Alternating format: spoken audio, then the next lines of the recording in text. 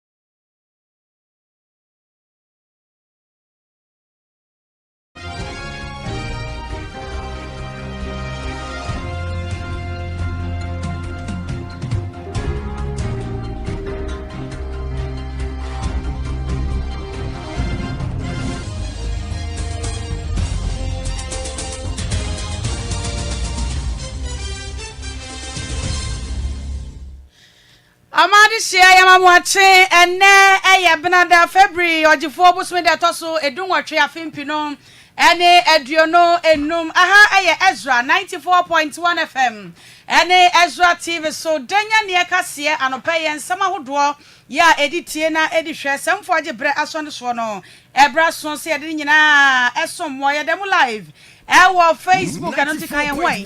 Na yefa and some no and some Ezra Radio 94.1 YouTube and TikTok Ezra 94.1 official Exodon at Ezra Radio 94.1 afedo so ponom www.ezrafmonline.com and someone eto jay die edi animobi and say Koko Borden Penny for ase Ghana for Samuate, Sir NPP aban se watu koko mo eko halamu chichemo adioso anu kwasem nie Ghana for munyina mo sansem no entugu enam se no kra bia enim na sanso anomayi enwumasua so afo de atodwa se kane no nankenim se ye PTA etoda ye PTA meeting ni ade ase de be beboa ema achechefo ene awofo anya yonkofa emuoden na aso be yidi free one mapani no chem sa on behwe na sa PTA no yasan ede ababie mpi ka we wano pai ena yaje bride ni nyina da ebe so mo na seda enkoma Sonia Company Limited se wokra emu am yetumi ade ensam no eba be so mo adwuma ko bi so ehia marketers ani sales mpanifo ene wono aye adwuma medin ede ama sewa sapon.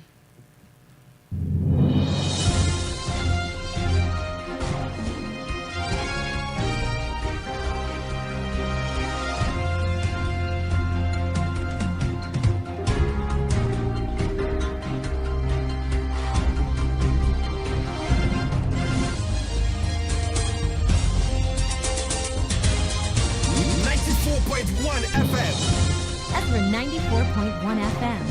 Ezra FM. Ezra 94.1 FM.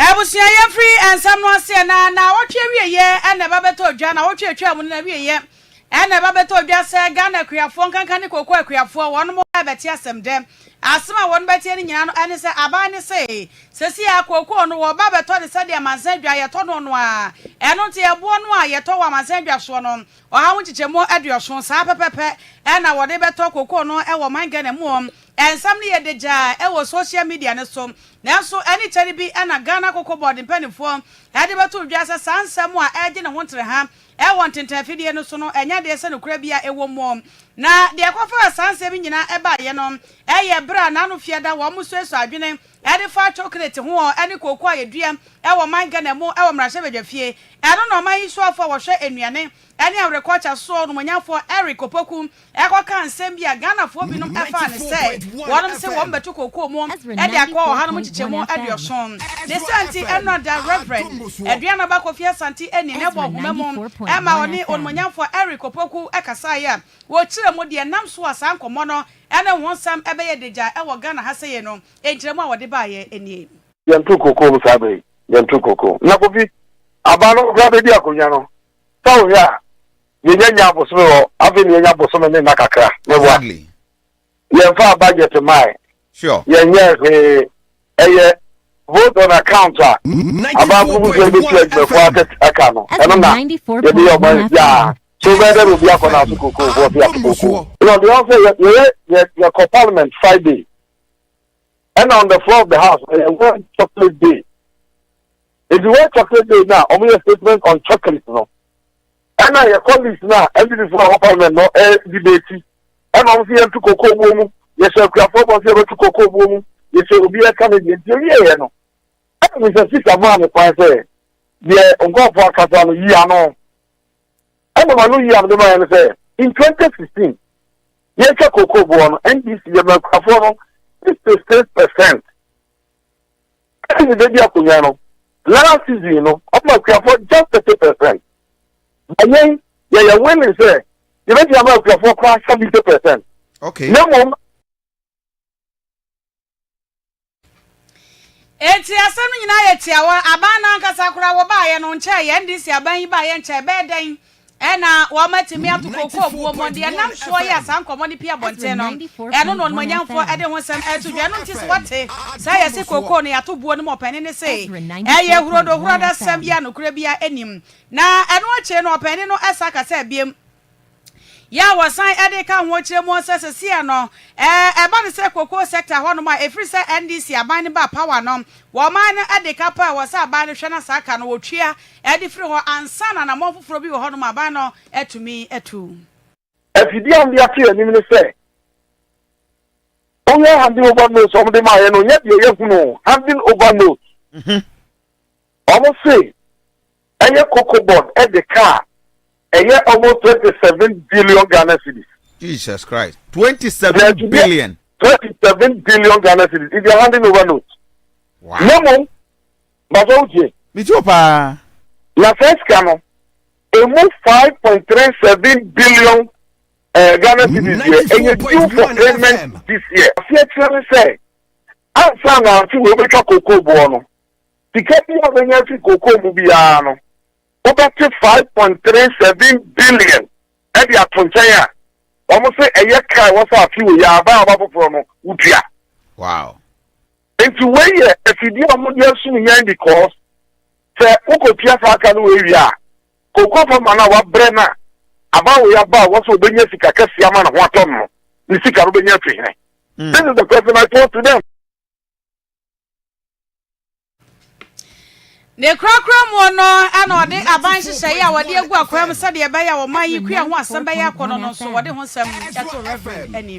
I want to say, Omoko has a village, Diano, you don't damo, you better damo. It's the Omoko, village view was you where you feel a good as your hair brow, a penny see, you know, I if you do Pana, only after this your Bugu and Obana Sono, no, surely be no. But in this case, Yadiano. Yama Ghana Irrigation Development Authority. Almost 70 areas are only irrigation a day.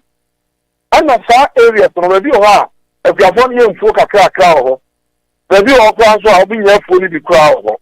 If you have ever Mama say and say, young cotton shielding free shielding, 9 less price and 10,000 hectares. 94.1 Let picture MLK for no million of iron from January to December. So it's million aside, yeah. Ezra A Diana, 94.1 a short man, Nana Bodi Mirkati near the Adeno. You need to stop pulling now. I will be a woman behind the Nedi, I'm on one ton. Because it's also we are industry. Not industries, it's me a Juma 24 hours. Now, agro processing industries are. I'm taking raw material from the agro industry. Then Kofi, idea what we are and say, Ubenya agriculture, 12 months in so that raw materials and also Ubetia supply and the Bia Ama Omo industry then be at the Ayajuma. Amayi so for ya wo hwe enuane ne awrokota ho nsam so monyan for Eric Opoku na yete ne nka no abusia ye kwa nim ewo enwomahwemu na ye nyina nim se kane no na ye nwomahwemu no na ye wokọ bi e fa no se Parents and Teachers Association ne somre no na sa ne somre no eye PTA bra no bonse awofo ne abatan nyina atwahiem na won mahwesu adwene kwane a ye befa so na ye mofra no ye temedi wo nwomahwe no akọ na nimom na eno mo akra no bonse wo mo anaja ene PTA diusu kakra bi na awofo na twetwea na ye de aboa se suku no baase no hi a wo bonse ne ato ne kama ne atwere donated by PTA ne de egu ho a na nso so ekọ na nim kakra no sakra ye ba ye a ene PTA no won ba ye sakra ye wo mo aduru ba bi no na enye adwuma papa ewo ye nwomahwe mu biem ne santi emprempre wo man so afo hwe nwomahwe so eye won monyafo Haruna Idrusu wo kiremu a wo sesesi apa de PTA no ye san abehye kenapa Parents and Teachers Association no ye ba behye kena ewo aban shuku sahudo mum enam se eno ne ayonkofa na emu odin a na da awofo ene abatan entem na esan so boapa memofra no nwomahwe no eho nsam etimi ekonkan eno nti ye yifri ho no wa hunu ne se emo man ene nwomahwe wo se wo no hwe se nwomahwe so afo na PTA no ye san hye mu kena enkanka ene aban shuku ahodo emu. Particularly happy to announce that PTAs will be introduced back into the management of education in Ghana under the presidency of Excellency John Dramani Mahama to work for parents and teachers to work together to improve earning outcomes in our educational institutions and for PTAs to support our educational institutions to produce quality human capital for our country. I am also happy to announce that a national standardized test will be introduced in Ghana through P2, P4, P6 and JSS2. And the intention is simple. You don't want to train a child that the only time he's asked to write exam is prepare for PCA and get ready for PCA when the child have never gone through even the psychological environment of an examination room. Therefore, we intend to introduce the NST a national standardized test which will introduce children to prepare for the world of an examination tomorrow as part of our improvement to quality assessment in Ghana. Wey ayon manyamfo Haruna Idrusu wa man Ghana soafo ya wada enwomasua ano na wade sa ensemi etu edwam. Abusua yankwa yenimu an na rahosam an ano de beto dwam. Ebra na wonom esi akan ene ekotoko ne nsu atre. Wonom obo Ghana Premier League match the 19 fixture. Na wonom guso obo board na ekwa wie na chese ne ewuo ena obide ne nkwa atwa so. Enye obia se Nana Pole Nana Francis Frempong and what didn't quite a trap, so I was saying ye and Musawa, Yanka Tiafo near Musia. Now, every better Jana Diana Gan and Ibia Renaissance and turn to me a Jumam.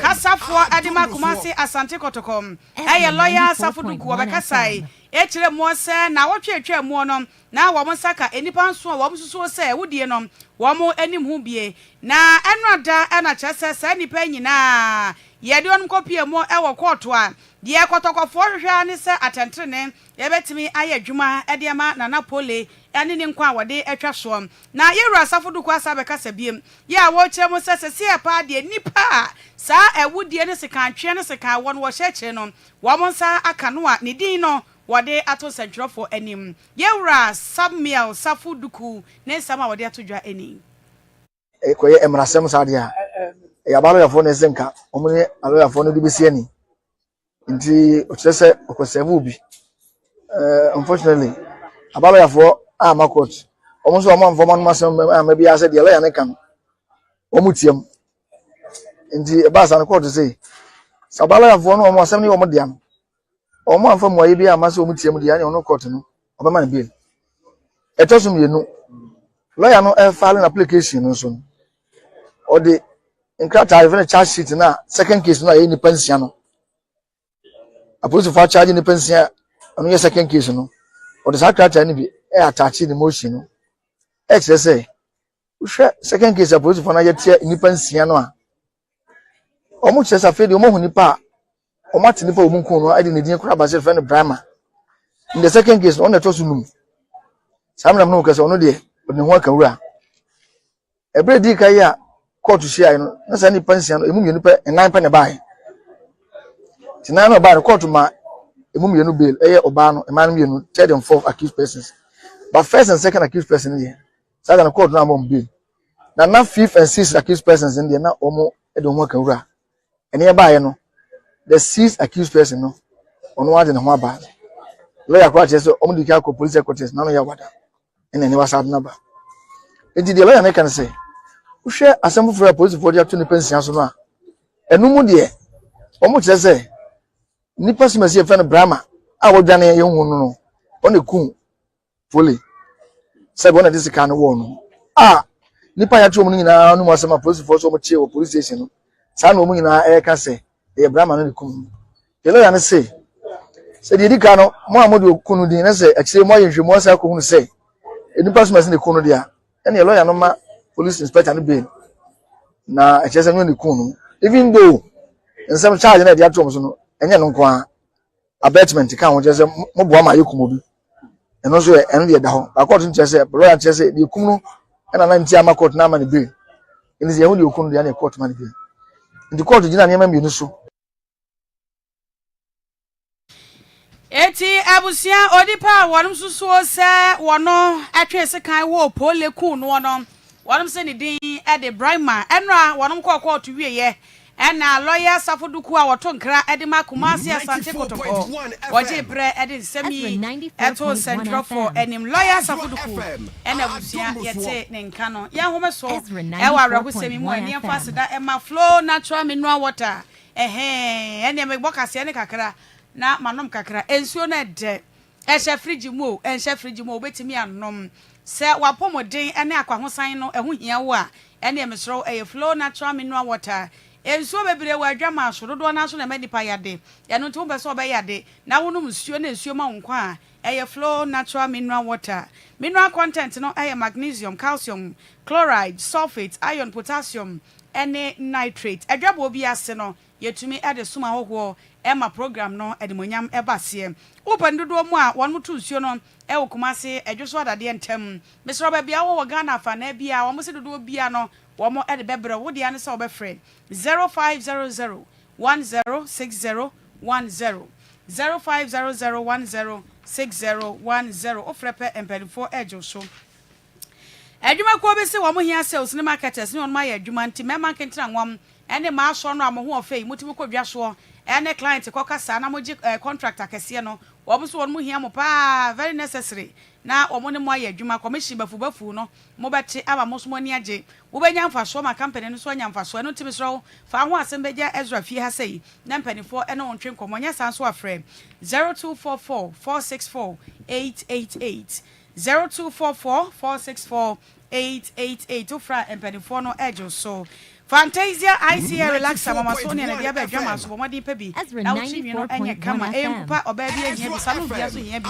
na odi atremanity ama yen V1 deodorant no wonya bi a wa odi ho adanse se eye kama udware wie na de fefa de mu ni nyina na oni padua no hwenhwen na de na mo ba bi ba ba fifreti wo ho 48-hour protection a V1 body splash afesa me so edi dwade no V1 shower gel ene quick white shower gel wie pe na de V1 body lotion wo de bi asra na aboa wo e ma skin no atoso se de nyame de ma wo no a mama so ne ane man enye na e wo ma mu ba bi etonku bia wura ho a wo se V1 product ene enku ade tweti no Fantasia ICA relaxer na emom sa open mama Sonia no ansem etofo buo mu aye afre no e wokuma se 0207 667 752 and crime 0302 668420 Asadan Koma Francis Atabwadi samfo ya wosa ensem no kama ede emam ya no pa bi producer DJ TK and atena apno TPP and voices na egu mo emame MCR Kim Promise Bernard afei opoku ene ni nua Ruben eso wo honma won bo adwuma Nations Fighter ene twa yeto mo e wo social media no eso medin e de ama sewa sapon medo ase e ma mo ene ti ade na me nko ba bia beta wan kona enche de bokrata mo bo so mede ba abeso mo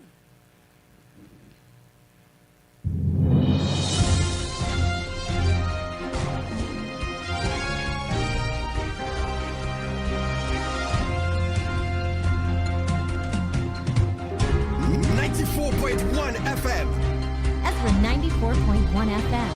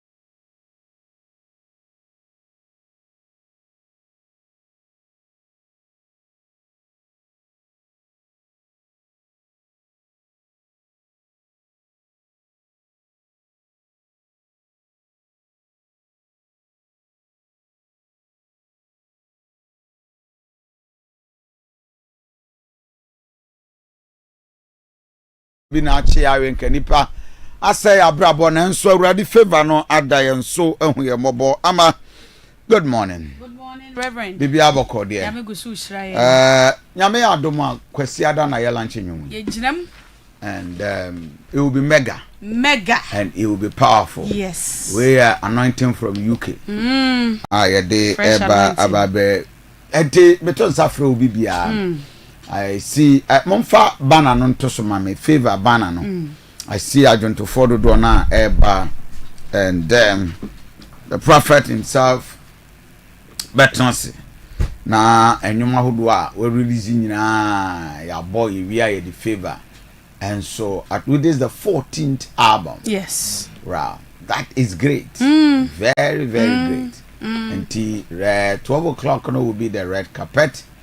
Na yeah the Bibia atwatwa so me aminua Edward Kosibo attends coming maybe Roxanne Nana Poku Comfort Poku Kwabra Pa wasrema so kwanta asoro so Sharing na yenye luncheon by the apostle himself, Kofi Amponsa. It will be mega, it will be great, and it will be powerful. I don't know. I have a personal attachment to it. 94.1 FM. And indeed, I think so. I just love it. Say enyuma obi atia. 94.1 Nipa bia wo bo bra bomu no.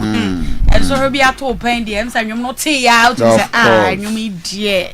Of course. Obi It's great. It's very, great. And very I think that we need to celebrate favor. Observe nti ene ye kai wo say nyame ya domo a kwasi ada ebe ushia yen ewo asenema so nkwanta na ye the favor lunch e dia bro Cerebral ho de emoduku o kwasi ada de emoduku kwasi duku Sesen. Oh sada no ye kotsa papa no ye sifrika mu na ma Monica wodi duku bra in fact na makotare front apa na chese o sam di duku ichichire so a oh okay okay na say hu ye jina bia ye bebo duku ye boduku I don't think okay because yara de mumrambe bad favor luncheon say beti me twipon so bia ye pe enye bebre so say nyame fie na wo nya fe na ade wani bre kwa akope eyi wo abofo na akoto obitinti bia na akoye den anyway that's another thing so Mike nyame adva kwesi ada favor lunch ewo a house of Ezra and it will be great. We are expecting a very mega program.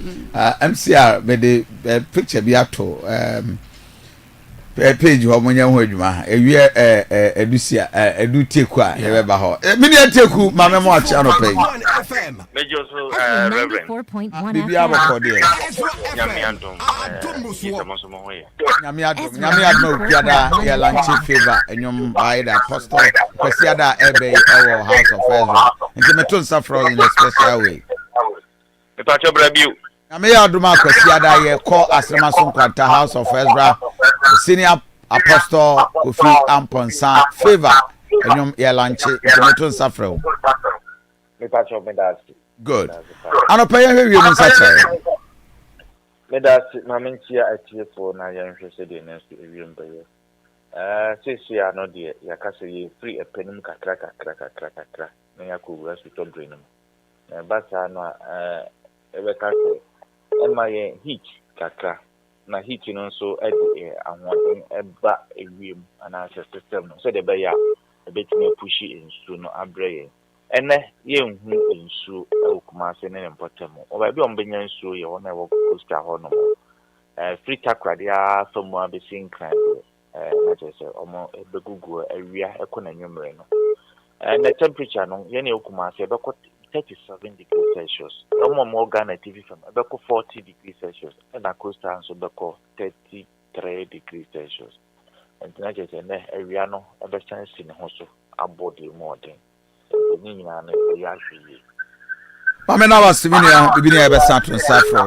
was the Duteku for the weather, and it's a good update at the Maya. So, Samai, all happened. Prepare the second assembly hall. You have been one. Ezra 94.1 and won decisively. Yeah. Nana Cancer Bodu lost. Yes. And lost bitterly. Yeah. So bad. Now, and I'm saying I make a signboard no one some the actual. Yeah. They say mama me Nana Cancer Bodu billboard. Any Nana Cancer Bodu ayaboafo. Utumfo pacho mu zoom no mame. Wofa mumbiem mesra mo mumbiem mame otumfo dan otumfo wofa nzema hene right sir Mike Yes. wo hu ade no Yes. Council of State member Asante regional rep nominee Yeah. bro French say Okay, Reverend Yanchia Ghana for na ye na nyame ase and also another new day. Obi bi ahwe fi bia no na oti ene e che man opai. But then quickly ma gogo. Ti as a science teacher there. yeah They meet me aya na say ma kopa brofo kakra. okay Say ye ka a nominee a person who is nominated. a person who is nominated The underlying word is nominated. They are saying ase, Brunina say ase. Are nominated? Nominated. Okay. As a candidate Oh, okay. Ezra for election 94.1 FM. or for an honor or award. The second one, no, as a person or a company, not the owner, in whose name a stock, a company is registered, or an offshore nominee company. But a person who is nominated as a candidate, that is what we mean by a nominee. Now, nominee by law, embrano so no, ya kombrano musua nominee, or say a person or entity who is requested or named to act for another, such as an agent or trustee. Okay, so understandable with nominee here. Yes, a person or entity who is requested. So who nominated? Is it or named? Is it the traditional council? Is it the authorities who have asked him to stand? Okay. Party for. And then I'm a person who why they nominate him to stand on their behalf or to hold trust. Who say council of state no. Na I think it's an assembly no. You have to get an endorsement. It's like call for MP or assembly member. Also we need endorsement from the electorate to aba no. So, you know, the electorate has nominated. Yes. And anko ne sa. In fact, me enra me ko ho. Me no fata ne ko. Na you do grounds ho. 94.1 Na FM. wa be ma kura na anya be ma. Ana grounds ho. Aye. Ezra Kede de Japan ba ho no nya be ma. 94.1 FM. One you know. Adutwum ba ho no nya be ma. Aye. Wa be ma kwa nya be ma. Because duru a e o mo to aba.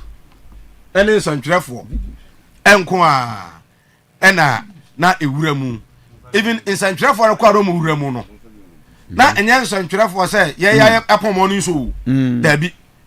Mike mo edi kan so mo di kan ko ho ntem no. Aye. Enti I saw your colleagues mo other media house a do na gwabonten. Nteno am koya nkoma mura. Da bi.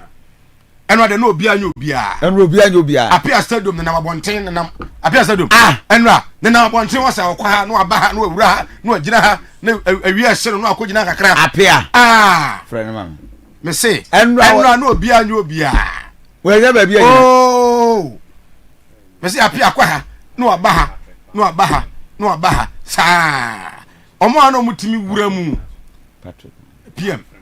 Okay. Omo ano mutimi wura mu. Eye me presiding member Kemi. Aye. Oba ena me no fatashia no. Aye. Yene ne koya ye dru security checkpoint one Yes, a catch ko. ena yes ye kwa de o man kan je ya na esa yachi.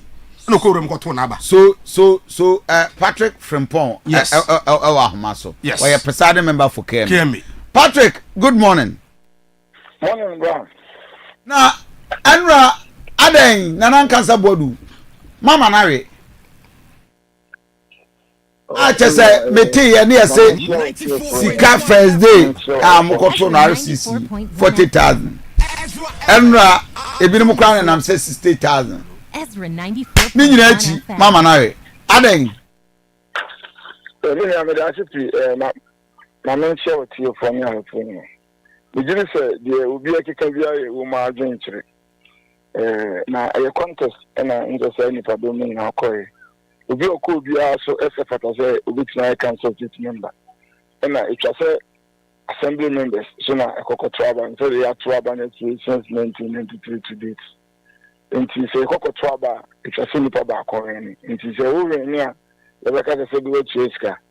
And we also very be asking about 2 points. And a delegate election be as and comfort had and some to some force. Says Umaji see. But the new election, no. Umuna, so many churches could be a mabon, I can say. You could see 1,000 and 2,000, Edinburgh, any passments, and Contraba, and farmer. And I say, me church in the Nipano, Omatraba, and I'm in summer. Yes, if I say, Sana, it shall say, Eba. The moment I have a quite delegate, I have a trouble behind and in December. So, I should be busy, Mr. Abamba Bereni, and you say, and I should be your phone, Cotos Aban. You come more at them being to Gokotaba de Ma. Honorable Abamba. But what you saying? But what's here then? What you saying? Na me yeso so kwa kotoba eze ojiska. Baba here ti se mujiska. Yes mujiska be me na. 94.1 FM. Ezra 94.1 FM. Because me na kwa sende election me futa. Nti kropon kwa to wan to mu din sika so mutoba de man. Ayo preside member 20 kemi aso members no eji ni sika. Ni eji no do preside member Asante nti ni cheers kama preside no mutoba de man. The first vice president e won like the contest, the Kotraba no Sunai. The Cheers Cadema, some of the assembly members who buy any chief elected to Traba de Mana. And the also the Kotraba, the Coco Jessica, into my Kotraba, a Coco Traba, Edia, you will be a, you shall see, you know, let you may be a Benson or Baby, in January, and so what's here, and said that answer and cancer, the answer. And in all the Aquawiji said what happened? Nanan Cancer Board, according to the agent, securing a very high vote at the first na RCC. Nanra 35. What did you see? Yeah, I mean, this a co-contester. A baby, I want to dynamic. The Queen, Francis, and a 12 million slobber, and a brother, ABN, Sankaberin. But she 12 on the court, Yawada, on her Belusi. Maybe I'm a barbarian, a son contest here. Southern night, Trabano. Now, ABN analyze no Edana and cancer body so. Said the Ekan Cabana, a woman no more, she's on and they become the enemy. Madame for in the night. And no truth will be, I'm the Mammy, Lucy, so no sooner number. 94.1 FM. A new agent, I can also be doing commission group. And number. Ezra 94.1 FM. Saturday, near DNA say or any election, it is another contest. And another day, say Yensa and Gonko Traba. And Timino, Mrs. say, Sir, they now exercise, why be an Nipananka like to dance, a bit near the Efrim so. If also be a South campaign to Bonoma, the Oyeno. And I know now, I'm one of Abion who can go for Abions before songs with the back in the campaign. Abions, I don't know if you have a decision, can can be for the second. And a delegate election season. And sometimes candidates don't come to influence actually. Because we to have so Nipa, so maybe I send it on radio, you'll be a study, or a certain asset, Namubiso, and on Nipana Babino. The delegate election here, the BH necessary. And maybe Uncle Light and that will be on a penny doing maybe a light Friday. As a sign, Jimmy just said, a campaign for fly and so being a campaign to maybe much in Jimmy, maybe a Boma, Emma, and Radiana, maybe our numbers, as a sign. We are satisfied with the security arrangement. The twist, anyhow, the simple Council of State about it could do ye. Were you people happy? Oh, Ukrainian and Kupon, and yes, and Nipa 86 Kakotraba now, your security say. I think Asante region, one of the most peaceful regions in Ghana. So Ezra 94.1 FM. Ezra 94.1 FM. Oh, Asante region. But be a security attack could be a swanson. But the Hono Craniana and said that you be via a Musa in a dra. Waha, I want to say a trouble quadru cram and Muja, a Mampon, and only the Quan that is Asante region Tessa, and no credit general election. Let's say a core council state election. Now said the Nipa again 86. The watching happen I Trouba. Now you Munipa a simple majority. So the presiding member election cry corner. I urge Johnson council state election. Quay was a house in Iran as only 2 tests. It is will be a wama, will be able to impimpa one trouble and even yet Kaku maybe no coming and son of what you are in the election. But no cry quite security in the day. Next year, two council state a banner and security best year. I think a good region in the the last time I sent this year and I'm once Asante. We are one about question. Income, you better try the account. And you saw the upper was son and talk about question. Yes, one more the answer security plan goes in. How can no more that carefree no? You did a year to Bocoson. Oh, my security media, but then you say it grew baby. I want an idea good region in Marcia. I'm saying, yeah, it's a region, and it's a free region. You can't watch them, it's a politicians. 94.1 FM. Ezra 94.1 FM. Ezra 94.1 FM. You see, it's a security in because not security. So, any guasi, Emra, you see, RCC, agents and moon. And the minister say you cry. This is about to abandon them. It is your best to say a queer Asante the car in for being a boo from people and this and that's about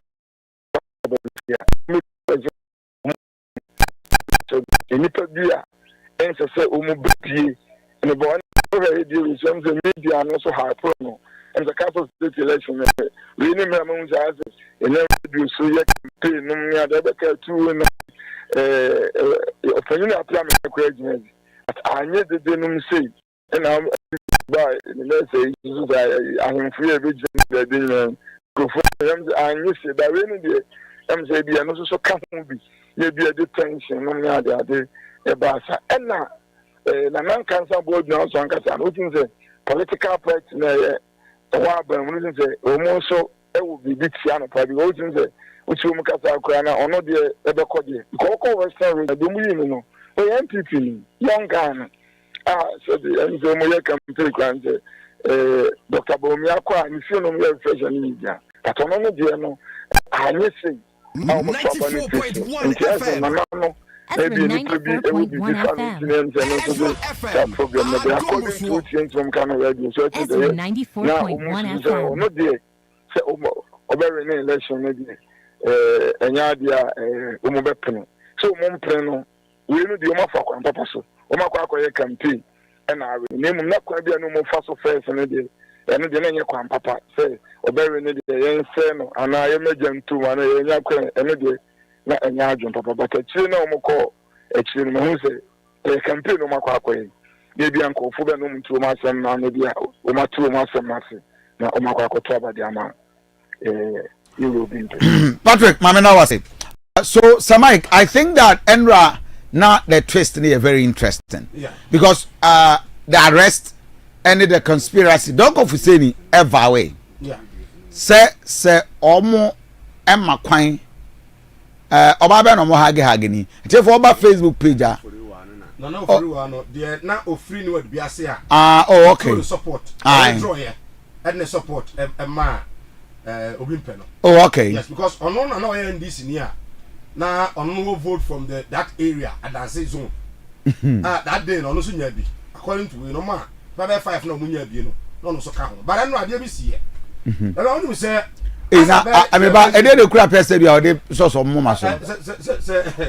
Me that time free home. na esa ka say time api agene ho mene I just no ya to aba na wie na wa the pipe on wo bobo this api said anu fufu you antimi enguram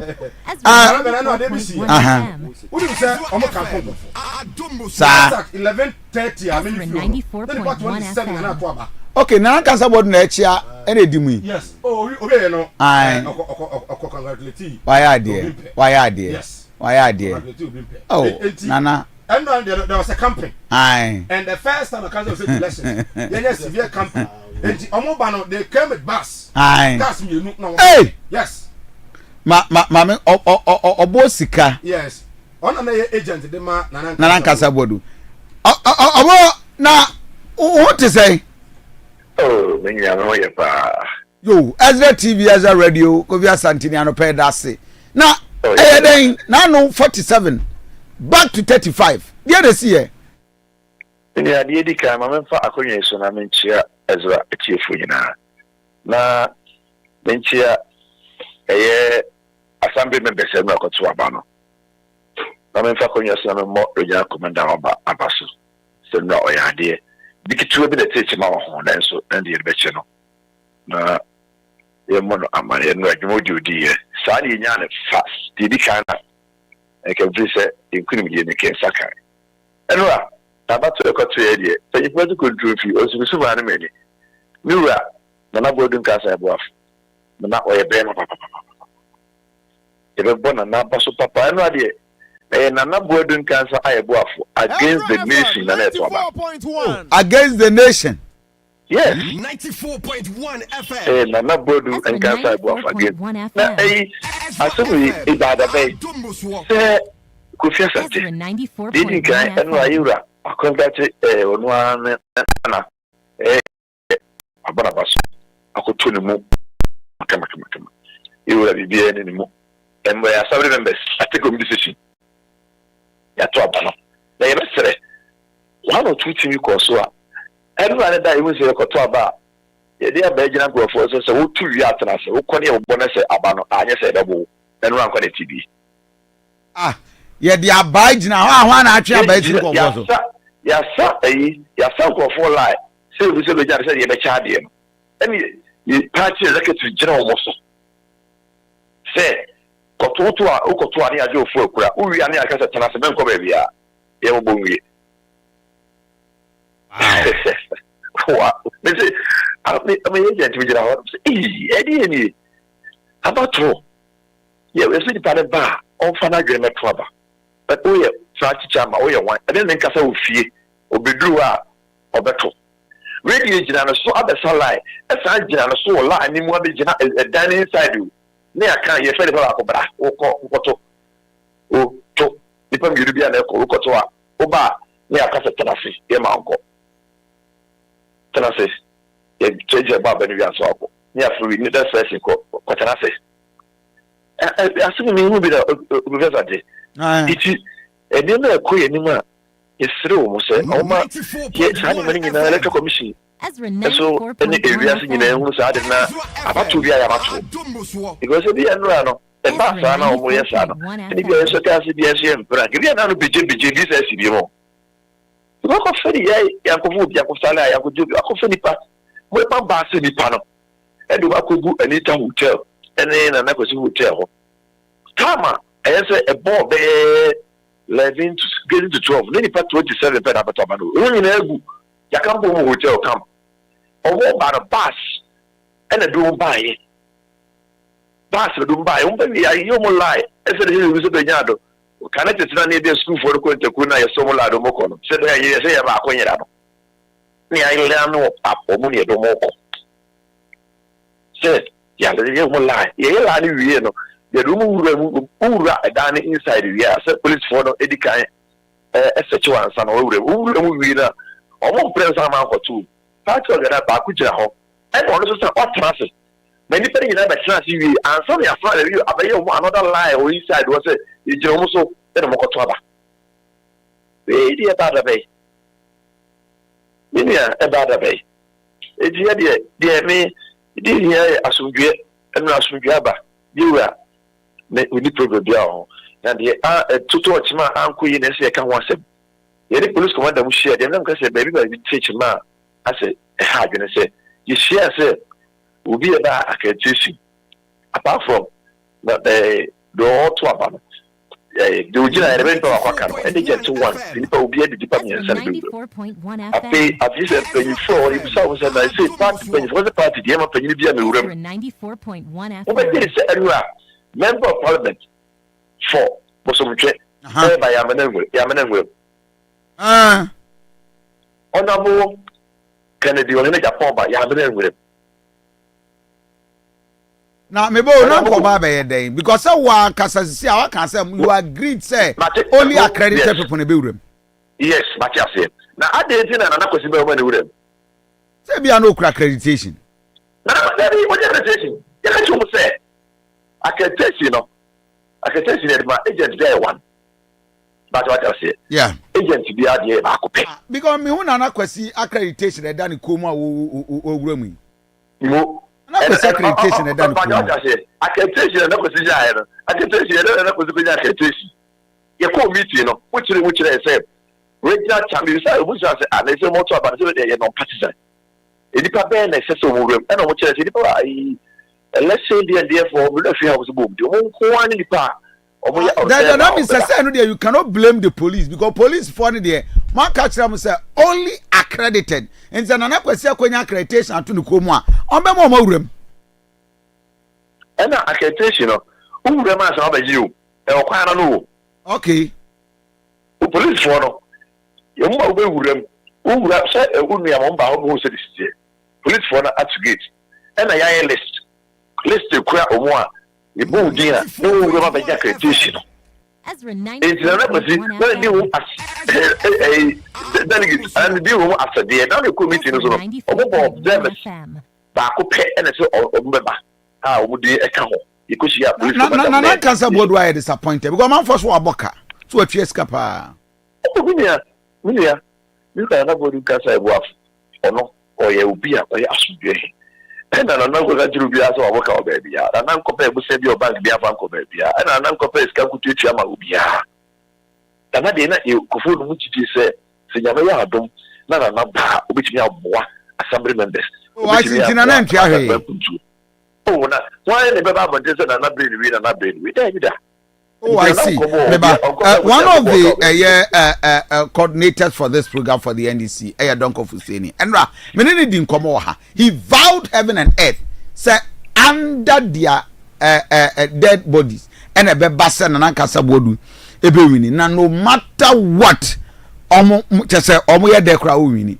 Donko, what did you do, Anna Ennin? That was in my mention for. Na member wa China no offense. Nana cancer boy.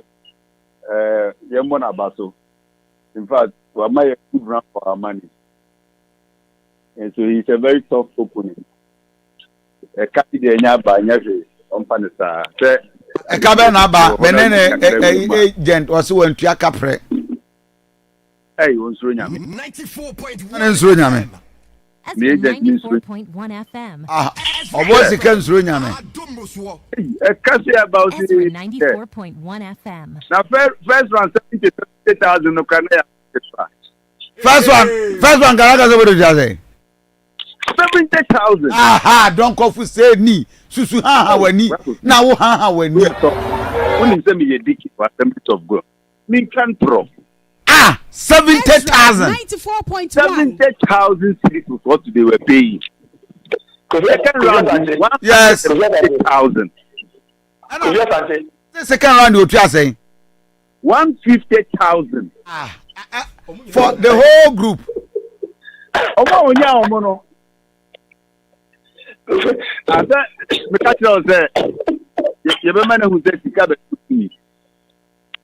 And you make me crazy dance now with me your operation. Mebo enti nipa 35 na wonya no omo nyina omo 1.5. Me see omo nko ma ye there. 150,000. Una sa wo cha 150,000 me nipa 35 kra. Scan kitinkiti bi. Divided by 35. Just 4,000. That's true. This can hear now. Actually, 4,000.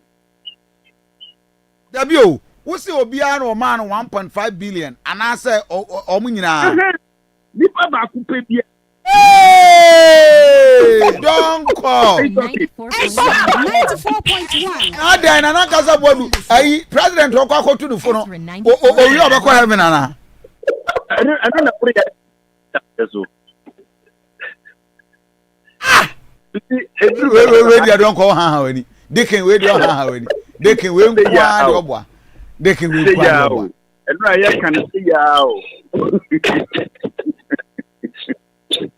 And I can also make and I make can not and only be you. 1.5 billion. Nipa Bako. First round, it was 70,000 per person. I didn't know my anybody here. So you should ask yourself the date and then the near break. Then I mean your penny Nicasa. Yama NDC MPs, the MPC MPs here. Council of State Aba NYK according to the OPA. Honorable Kennedy Japan Bayet. All the MPs are mobile. No mobile head. Na wuntumi so hye ekiki ahoma osroso be yi nani mi nyina chama wuntumi mi na meka kire wo na sa chama wuntumi ko ni Ghana o mpacha o awaba chama wuntumi nim so o UK nim so o UK 94.1 FM. Ezra 94.1 FM. Ezra 94.1 FM. It's na nyame adom ye pidum aye pe. Nti kasa na wonchimi ni ba ye be kan.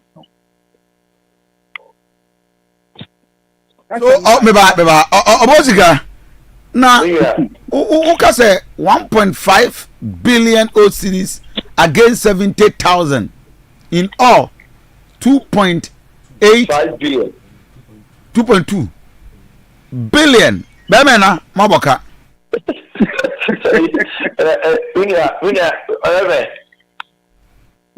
from day one, Mr. Mofuji so. Ezra 94.1. Hey, Yame, any no decanyame some chilipa. The same Ezra so in control da. And I know maybe I also catch it. The car, Mesma Mekaya, so a chill fresh, then a creature do memoir. Me control. Now, money tobacco for election for council state 2.2 billion. Are like what's also very much. Them the asime. Ah,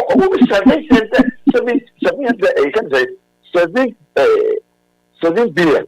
Now the 7,000 was about first one there 7,000. 70,000 now we know 1.5 million. No, come on, this 1.5 billion, okay, 2.2 billion, one person. For what? But in all sincerity, who we are saying, we will not put the speculation to rest. Kofi, me, Mama Captain to Media and a man of Sally. I follow them in the corner of the city. Also, I found the year of almost 20% balance. Also, found the whole and about population. Any difference almost in the why I have for money who you said, which is now boy. Say, any panel, they are not always free, more penny panel. And I can make with you, I can hear. Some company, the goes back company for another bar. And this I would say, I don't go down and for the 2 days. I will be a home, but on Kazaya 2 promo. And I start then on the 2.8, 2 million come back on board. Oh, man, kind of cringe there. And I so said, a break we said, a young politics casano and 2 baby. Near because they say you actually call. So, we can't try. All right, it's very exclusive. Laughing, let's all cast some kind of crowd being in it. Being in say, I saw all kind of air. You were a baby. Ninia, Nanakosi, a nana. Nanakosi, friends say, Nanakosi, a nana. Chamabimpe, Chamabumpi, Ninia, pa. Nanabudo on my record. So that's it. Then what do I go? Oh, yeah, you're 12 about the country. None of the agents. They do go in a material. So I'm you are sorry. Okay, bomb. Ubimpe. Yeah, 12 about you have a 12 about the crowd. Or through Ubimpe. Region is a to a deep common. Or Ubimpe could transfer in command. About to a could try to say, and then you're able to. Ezra 94.1 Yeah, yeah, yeah, baby. That's a something because we could 2.2 billion one. Can you then answer for the homunculatory idea? Oh, I said, the crew will be said. Also, what you say is carried the assassin out to the crew. And you're correct. Again, no quell, but me bo, almost I don't know about we now say. Nankasa bodu ne mo amu some money abra no mafa say soro ne fom. Yeah, some of the they have been said. Bia ababa tell they no di paba and ababa ni si we no de neko ababa ni si we no okwa asam be no o me boy you let try we again koso e futu e so to company man project and the man electric area no o to company say futu o kwa na some parties and some ya and you and say to go afede chat man MP ababu no to go afede we NDC penny pa but okoye council of state member no they will never cause water region. You will never cause water region. So go after the Babon to the council of state members. Who don't want to the Casa Montana? First, he used to want to talk after the council of state member at Casa Montana. I mean, who's the real cost of say, it will say yes, and it's hard to tell you. You can be in the mood, or what could do another board in Cancer, I bought for the dear Garano, our Brazil. They are finding why and then go say, I bet you have no cheesy party. You say you'll be saying, I'm penny. The man have only packet one. This is why president, former president, after president you. Now you be to the front. Former president, my former Richard Chama, my little Richard Chama. Why you never that? As a man for say, Sabi, and now you chili and facing. And I can't say, well, NDC freezer or Pedro Mama said, until you can't answer your piano.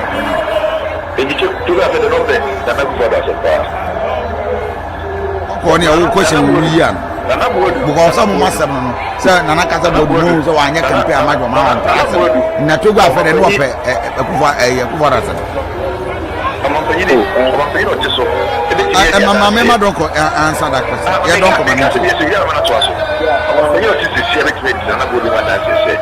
the first national the koye na bodu cancer do afere for you ba penyo sisi se be na bodu wana first day I never parliament to boil my voice and I put the one is saying in terms of take us a moi. Casamini Bibia.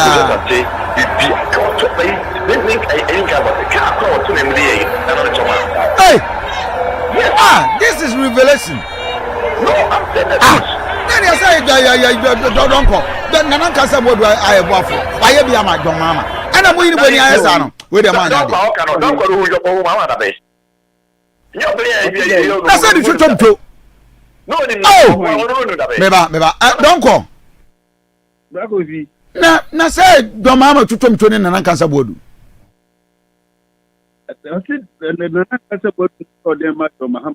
Ne first car crowd campaign car tina mo de kodi MP e wo bole boy na do mama na man ska like kasa bodu na ma do mama ska ye ni bibia wa bo ne pen Satana ba ubi komba jwa NGPO. Ba say ni eden awa bwanda. NGPO ne bisa nan kasa bodu say the first road contract abambe na demand no. Abambe pencil na onya road contract power Asante memu. Eno de wabisa no. Wabisa oboy fiki. So on say that this year. It is abuan no so afia ne kawie. And cancer board did more road contract and the end I'm telling you. It's not about that. Cancer board and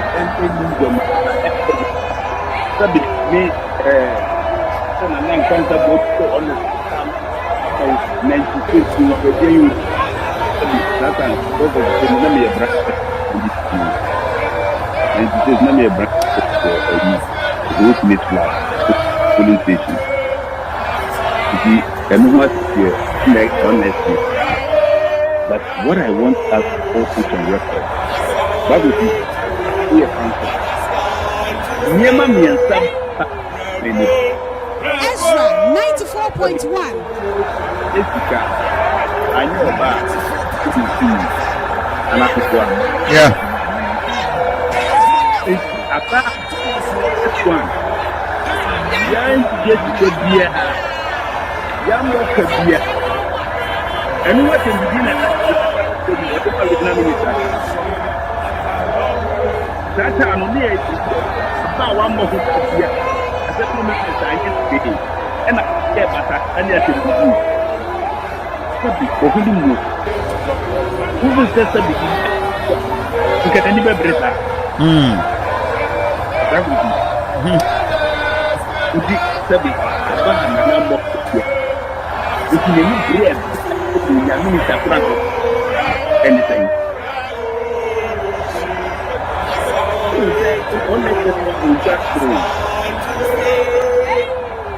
Yeah. Look where they are. What do you found in the sea? That's a man you actually, finance. And then you have and you know here at the old safety. At that point you find you are only proud. Contract I had the mouth to support the MP. And yes, you need problem. But we have about you need problem. Mukako primo nana ko tin NDC NDC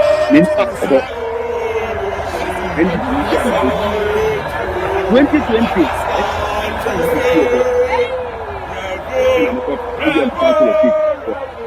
and then the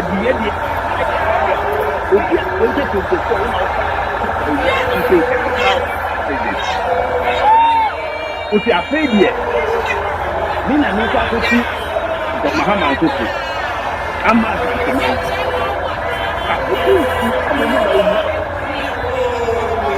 Take a step with 2 government next week.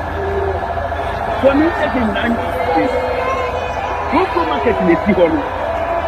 So we are for the hospital. What do you hear, Mama? Yes, they know what's up to you. If you be in the Don't go. My man foul in Sia. I think your brother has a lot to discuss about this issue. Very quickly. Let's. Boy, Cecia Nana, with all that went to me, what happened? What next? Nana Kansa board do politics as usual. And the woman in council seat and partisan. It was a Yabai and Afan, a Yaki, all the other one, 11 years old. So we're going to 20 channel doing the back. Council seat about 20 and non-partisan, we are seeing the whole day, MPP and the Ezra 94.1 FM. Now you're ready, I said, oh, didn't you matter that? And council seat, you're up, or Henry, the Jumedia would you with Madada. And the more unit matter that. And see about Yatuari, the electoral commission declared on you are Tunanson or the Nishira Amman. Seeing an empire also bought the or money, DAD here. Seeing in everyone pies or Penny, Marama Bay, or man or said a person could do no hot top man or so than pie board church, the city via Beckham. I know you made in AD. And I feel so, Ubimpe, when you said to the Wuhiana Futu.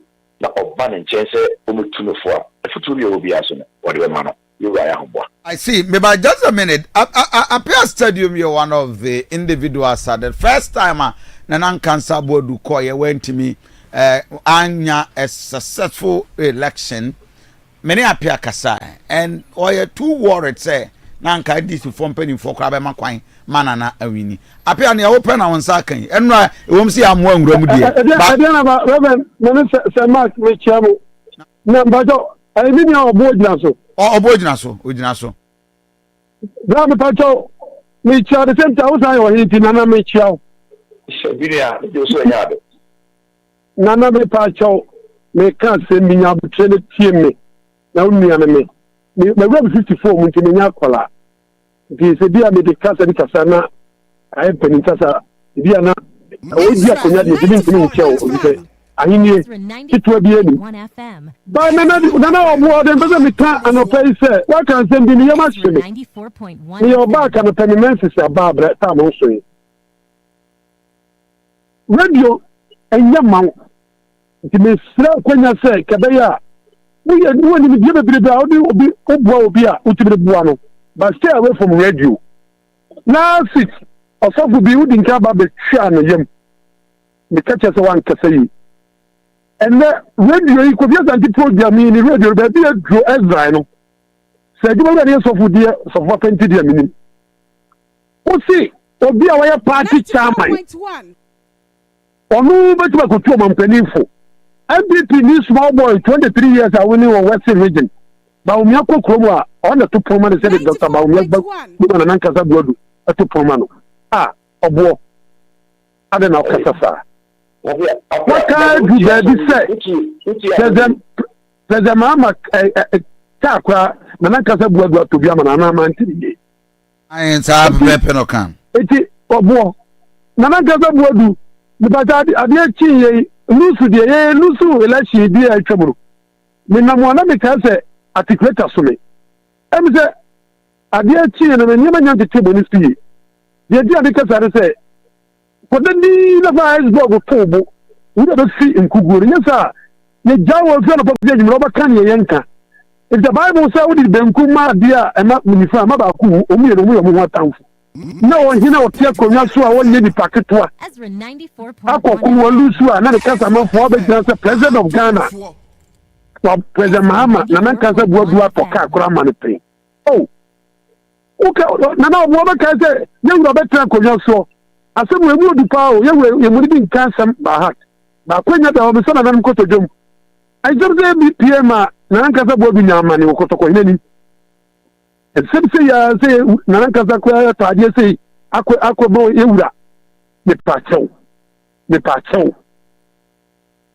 asemu eguru yaso a yenye din anasa me yankasa to du bi Asante achi a obeka na yanka me stress na kasa bo do contractor so ke kase banya na bia manso kwan onu ntumi di ye bia o manye no aba we enam ku jata bu kasa omu trense bu a na ebeta dia kwanya ba court mesrew we are penia be do asa unsu du asibo kai enya no kre owura ko bia Asante wo dia wo pasama tio na sa se bia no kre e kwa ka manu a enya bone ko bisa ne se na ba and first na cancer board road contract aben so nti wabo no no so abo ne da adu ba bi no bia wo se si ade ne safe obetumi aria e no bia pa afa body bele Kofi Kofi amponsa kwa mamponti na ye srem kwa na ntwie ni gumu a akoma ha ye kuru 94.1 owura okodo na ti konfo na chi ehye ye wura ni munyam omo yeso abo omo asandi ye ufika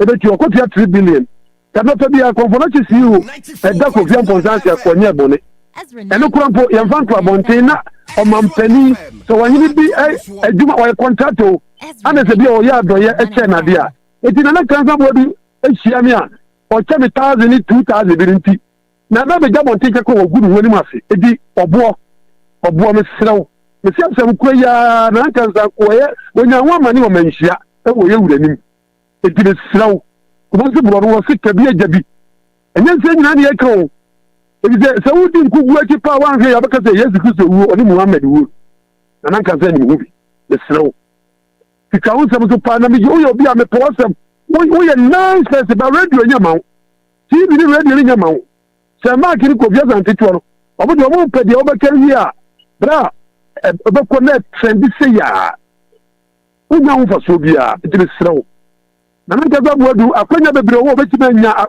a contract wa ba otisi and this is what I said, when you are Dr. Bamweko, if you know that, or young people to but I don't care what do the before council and I can't what you'll be and would draw.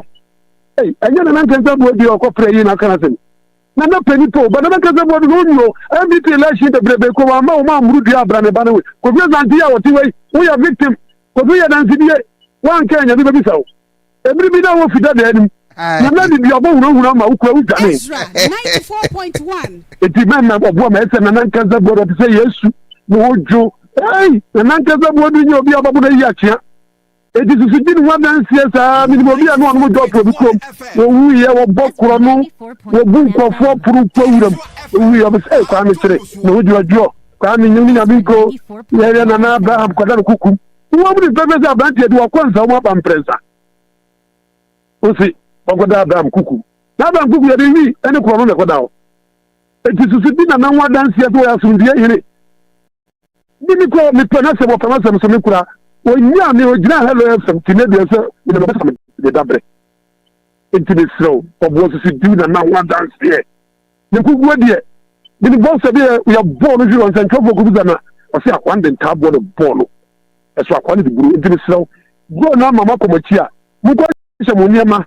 Na evie nwotwe kire se MPP nyakonya ba na na be fa no fala ba brewe pa de ye ni befeze na nan kanza bodu donko ku se ni kasa no ona bo kasa no o se wa de office ma no wa to fia che Dr. Bawumia for good o e fi de Dr. Bawumia na ni Samila dia se bia ko to bi o mama for so anko be to bia no o be di contract ni amemo we bu peso a o betima na ba ku pa wo me o se na ni hu ye po do de ba tu dwa ye o nani ye ma no goto fi ma do mama nani o da wan wasi ni kete ye pa cho esu fa masai to ko twa be me no nya nka e dia na ba go via Asante Reverend u fi to nka wan samo ye ko no ma no ma kuru mi amunye nyi ko na na o ka ze bi nya ko enwura bi sa obo he na mi ye agent o mi wura yin sa me tena ofa no pa no sia e ti bi wura apia sin sa de ye to abawie na akura bisa Mike so ba o ye to abawie no hu se ma ko da le o te no nya ba bi page 94.1 Ennin ni way inside. And I just use a company. I'm penny by now, who did me ko grab by our yaman room. Opa breaking news. There is a Japan education minister, former education. Minimum ye me card in a semi comes up with the man who inside and will see. Operation commander of Central Union or see Yenisa. On the second in command. Regional commander and deputy or see Yenisa. Yedudina. Otompeto sana cheza card hiyo dia. Eti nani bidie ama asha fa mfoko da ni ze apia se de mu quality se bo kere Japan mu o se de papa wie ko ba support wa wona buja bonti ya chechero so ya na so onyi ka non trespass na inside na bi do ko ni ze me se na bi do ma na wi ha na du se ni ho ali ko poku nyira o na ni o advice ko jabi obedi Julia Zebra jabi obedi na obi aye che do ma ma de ko na na do amamra ko ba se utibika 8 years e don no ko ba ko je de na so de makere me kala de ba o nyana na ma bro chira o je no mmere ne se ye na parmera no nti mo jere ne me ya mo nje ne ye na ba o nya ka ze bia o ba san nya ba o ba mfie du ye de ba hwe du e de na ba ma me fancy na ya me politics abi am fancy so obo ma me na wase anopay na me jiri se ai Kofi da misro ba apia ninia apia studio kakati asabi na Masa McCann said, baby, I'll pick it for you. We have the Casa, my who say, Asa, and not would ne or my penny to Sokuradi or time the Moon Kaka. 94.1. It's not the same be say, or Moon, and we are account for we are before. If we dictate and yet. Ezra 94.1 We have here said this one, Chile Sadia. Number who said, you are not going to gather about for me or penny to Sono. Or we are on free to into a Tabian, and what said they know 850 said, Namane. My penny to so that's a move problem. I want to look to the phone. It is little I'm sure Sani Manakai and Junior is better as CP. Now, Yakupo on K Honor for money for the Mukadum.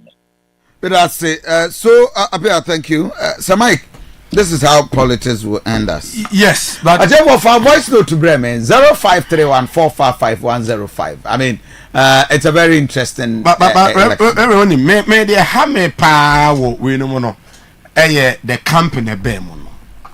You see, where council of state elections. I'm imagine the ABC the confirmation of MDCs no. Okay. When a basse a group museum say ABI is be say ya. I'm just imagine. And my main breakaway say we be about struggle to get his way through. Our confirmation of MDCs no. Zuba. So omo name Zuba okay me.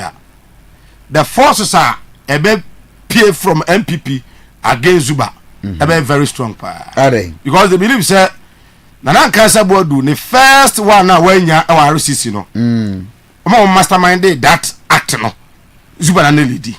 That is information I hear picking. Oh sir. Say the NPP fraternity ni bi mu believe say. Say Kanya Zuba and a mastermind data and Nana Cancer Board do the first elections no. Go win here. Oh okay. Enti say omo bozu bedin Mahama bozu bedin say omra kemia.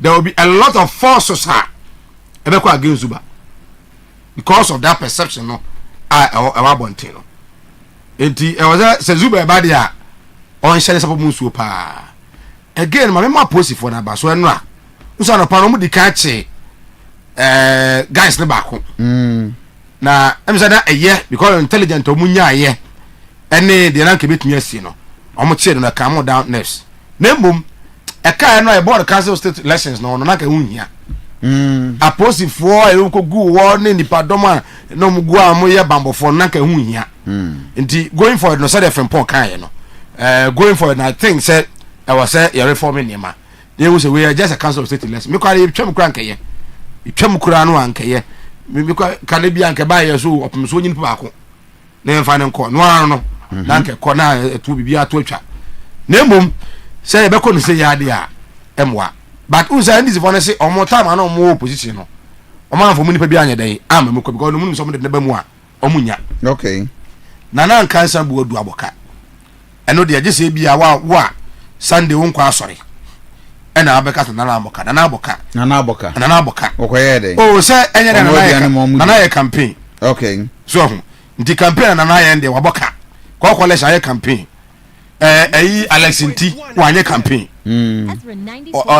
Angel Irenchi wanye campaign na Cancer Board o ye campaign pa dikade wabobi pa na so no say police ode shi anko akwadwane nti akoko ena anko ye better luck next time na yen se obi mpem so say de Asante mai e de asade nsa no so anopa ya no bi send message say obi mpem free krapa oh yeah so just krapa ena ni ba ko ne ka time so anyway de ba de krapa for be ko Canada pa na me send message ade krapa for ko Canada na me say na tama no ye regional chairman no or krapa for ko US ana so and the expectations no so where there a former chairman of NDC and a council of state rep Asante region and there were NDC regional minister enti yabesere wo say jumadi a also mu di ma Asante me pagya bia no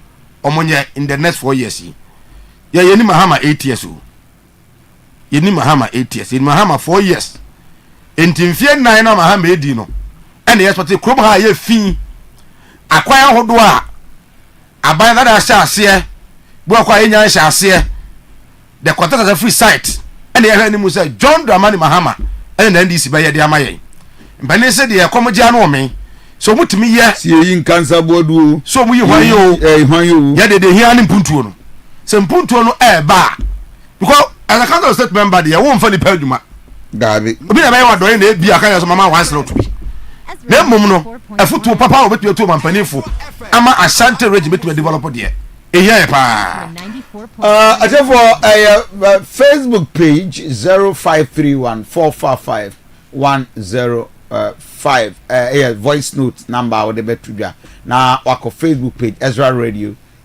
Radio na why part of the discussion so Samike ma yemfa eti for your voice note na me pick calls kakra 0531455105 0531455105 a voice note ubetimi do adwenkyere enso aba anopai na why part of the discussion 0531455105 105. Na yese kotoka international airport aban be said you know. Say Ghana de aban bi aba source said. Na Reverend Sade no. Kotoka sa daso wa achi o. Na say Ghana ya aban bi aba source said. Ba Reverend kotoka de ye wo ye nyina na ye kotoka o. Nti yensi wo fone mfanto kwa me nkromai. Ah? Yensi wo from ye mfanto kwa me nkromai. Dabi. Ya de apia mi nka ato winiba isi fufro. No, so apia mi nka no. Na ye the University of Education. Na ye dey branch e wo Kumasi. Na omo ye say omo so ti omo. Say man ponfo ba mo to omo ho na wi. Unza University of Education na branches no eye 3. Main campus winiba. Kumasi campus. Tanoso. Na Mampon campus. Ezra 94. Na Kumasi fo na ye say omo so e be so omo ati omo. Na ye dey apia mi nka na ma omo. 94.1. Na Mampon so omo to omo. Enti me yi ni say Mahama nko mesi a different one. Usi airport from kosi baby. No kwa me nko nkoto so. We dey kosi bi kura si takwade ye de kese takwade ye no. Ye de kese kama. No kwa me nko mato so. Ye ntiase. We no dey we dey here. Ghana baby aboss said. We said na kotoka e da ho ene. Ye wo ye na kotoka wo. Yeah. Ye wo ye na kotoka. Do to sanda kwa me nkroma. Kwa me nkroma na kwa me nkroma kwa no pese ye frɛ no kotoka. Kotoka. Enti no se sa no kotoka me nkroma na ye dey. Enye dey se na here ho. Na do se say dey no. Na NPP nya 38% no. Adwuma no na wo so wo ye wo fom ha. Na ehun so wo ye adwuma. 0208340412. Yato Council of State Abanawi. What next? And 0558620300. 0558620300. Now I are part of the discussion, and of course that is what we'll do. I'm a for me very quick one. Yemfa for 0208340412 and 0558620300. And a prayer in common over friend. Quick one, power specialist. Flow natural mineral water. Ensure no aye kama ebi wa jama so me da ya bomodin anum bi na emwa pa flow natural mineral water. Esu papa pa ya adasa wo bia enum bi no. Eti me da fo se su kwamo de wana wo bodua na sa wo pese ya ma unsuo wase a ene na flow natural mineral water. Wo benya magnesium ahoden, calcium, chloride, sulfate, iron, potassium, ene nitrate. Ensure yi wonum tu na dweso adade entem Asante mantem ha. 0500106010 0500106010 from penny for ebeje oso na channel so mame say divine garlic mixture and the capsules no ebi wa adwama so to atone me no bom ne nom na eboa pa manage heart disease say heart attack afa stroke yade hypertension diabetes oba wo de na kwa menstrual disorders ana obi bia wo yem etetim general body pains no so ya no bi ne moa say koban infection say white syphilis go no enemu mraye wase na keka wa na rashes na gu hom obi agu si ontentamo so anu anu bi na etumi aboa Kumasi baby eton ro bia benye bia to say mystical nank afa Freddy Mens any jela pharmacy takrade AA Mens and India pharmacy crisis the answer any Jeff Herbal and crime repatch Kofi Sam Kinswalk Angel Herbal Ennin and Abuachi Kumasi Green Light Pharmacy channel so say enro no to a obeto ni mienu nyina da abom topa ye ni nsuo numbom na emwa 0530 172086 0530172086 o frepe empany for ebeje osom reverend mento aso fa power ka ho na da woro ma power na manim ha enti power ni ha yemfa divine yo enti sanso ana dwumakuo bi ehia marketers any sales for ene wonomo aye adwuma nti sem show se wonim de wo marketing ni sales adwuma ho waye bi da wo experience ya wo safo no ena wonom hia wo ene wo aye adwuma ko ni ye kese pa wo mo se wo mo fani pa ni manimu ya ene wonomo aye adwuma eno nti bo made Saudi CV babeja Ezra Communications Limited ye Frontex ha se ye anya sa so awde frɛ na mpanifo enye osom 0244 464 888 0244 4648888 ofrepe penny for ebejo so mama Sonia semen kan chew say wunti no de Fantasia IC hair relaxer no wode abedwa ma so de ne se wobepa bie e wo salon ho na wode atwe uti na etimi aboa wo pa ene man dodo no eboka e wo hair product ho na so obetwe ti atwe no wo bo se wodaye obi ho no mani anwi yi ba ne se ese kuku wo mpesa wode ne be ye sade a ene ye Sonia Company Limited ni product no eno be na wo se wode twe uti ne de no e Fantasia nkupa wo se ahofento so eno a na ye de twe ti na etumi aboa yen ema etinwi no afu aye kama mama Sonia sign so the product be bra badwa ma so e bi aye V1 deodorant no ema ne mema nyina ya hotoso no e de boye de mu nyina e boye ho ban e free en carbon ho san so na V1 body splash no wasiesie e de ama emema nkowa so pe 48 hour protection na e no so na etimi aboa na so badwade aye ahane so say na dia e V1 shower gel wade ne quick white shower gel no na e dwade sebena nsuo kakra bi de gu sapone so a na de dwade ama ho afu wi a na fe man mema nyina da yasra V1 body lotion pa bia e wo cosmetic shop bia e ben wo dodo atuo 0207 667 752 ana say 0302 668420 ofra okay. Mama Sonia ebejo so right 0208 340412 and pay free na yeni nkomo yemfa our first caller. Good morning, wana menene kase. Hello, good morning. Good morning, Kofi Asante. Yeah, Patrol do radio set na TV no na yemfa.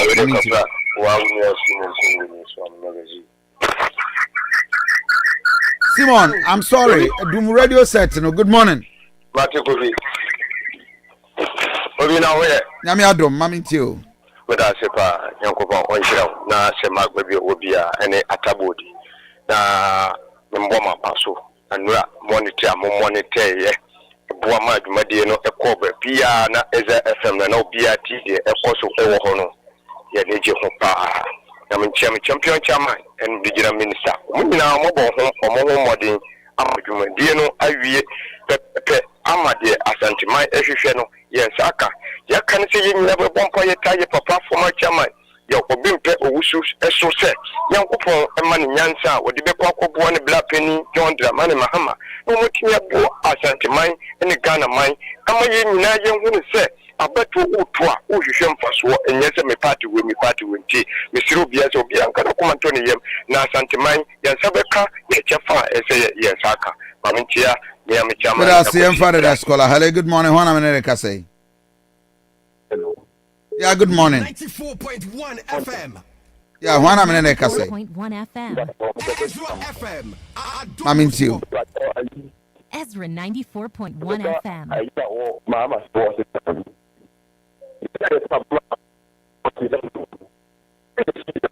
Na why not two me? Na why not the tone? Line is very poor mental on cover part.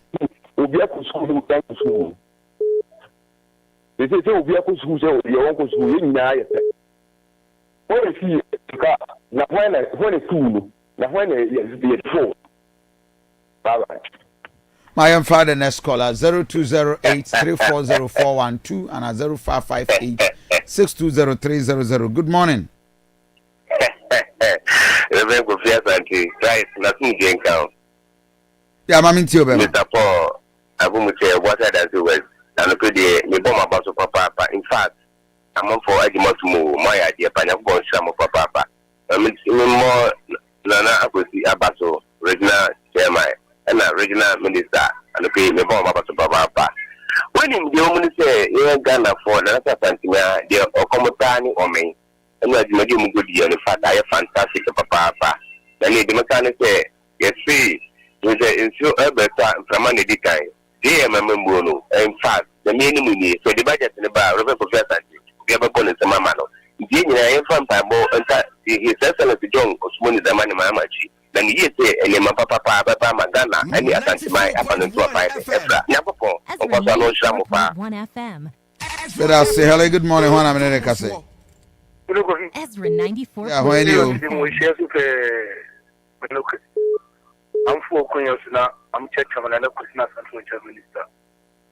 On a wolf of Macoyne, sa memempo asem na my father apafu munima ade eje so munimo se summer time ano mo to about the man say onko on president Mahama make some part papa central e on na fata nke enu a o mutira so some to about the ede man but my system do two kind of when na country different na say obia nya botre informal president Mahama obia say former president and not the name president former Dr. Bawumia almost kunya so no man ma send dada nti so munya kam kakra so the president Mahama o man ba ye ni ye o ogusuko ye ibi kwa no muna Kofi she o mun be wa ma na president Mahama o be kunya so no she di ma tina wa ye e dia po Asante man no Ghana no she sta about that the kemu commerce kemu sia oh se be the former finance minister if you are shame the people you know oh nti o man se kana akadia to person here muna Kofi ye be kit kanu na dia o Ghana yi e wa de atoye ye ku pensamo na di ma dina Father Nescola, hello, good morning. When you? Yeah, hello, good morning. The same. Yeah, Juan America say. But your friend came work on a Serafino while in Australia. My into. The same didn't check the same Mamma Pa, Jima Pa, Mumbai, Money, Yanipa, Mungusum Bomesa, and she am Papa, Papa, John Ramana Mahamati. Long to me, Jimaya, and I say. The Okasa obey a mount me, your man. The Amapasa, Mr. Serenity, a Senator John Ramana Mahama often in French wallet. You won't chill upon, you're done, into Winda. The baby, I to me, so that Jima said, Duran, you may have said, Yokoda. This is sister and your plan, says warranty. Or just sooner, or you say, and feel sooner to me. Juma said, hello, good morning. When you? Namiadum. Kofi Mamentia, regular minister, Minister Mananakosi. Kofi, the Osha or Mampazin Mahama, and Yama was out here, Toto Eba, Dana Force, here, then by Bo, Naya Private here, Papano, any Fiena, no one they were very, Edru Bedia, Yegina, Yapeta Yedi, Etre. So here, DDUP, Kofi, and then wait, Jessica, at the same period, your Papa, and another penny for. Not the Kufu, buy any woman haircut. Na eduru ho se o ma ya hihye na eduru so mu tia kura na o ma bude tini eso na nkrofo fa pampanyimfo ni ya na no o mu pikete e wo finance ministry e wo so Kofi ni na ya wa hayo but we dey ba the so ba pe ni 94.1 FM ya na no 94.1 FM ni papa ya pe so ni so because I am ya wo tirim to na nanu panyimfo na wo mu kajo na wo mu na mabontre na wo mu kutakuta praka Kofi na mabo na ya awirafo endo mapanyi Muhammad ye ye abaye to ye Kofi wa maye hu se otonie ma na abaye sinkete to ye no so ya so no kwa ye aduma de ma no yakopa wonka ne ho na wo tutu o ma ya na mo ma na na bi ana na do the finance minister and why you gudu. Okay, by Father Nescola. Hello, good morning. When you? Reverend, me more channel pay. Bejo so. You have a man and a boy, Minchester, and I was your phone now. Reverend, put the Bible one out in Bible for quotation. I'm going to say, the crocus will know young, the Mabutre, quotation of I am a so. A quotation will know young, couldn't be a butchery.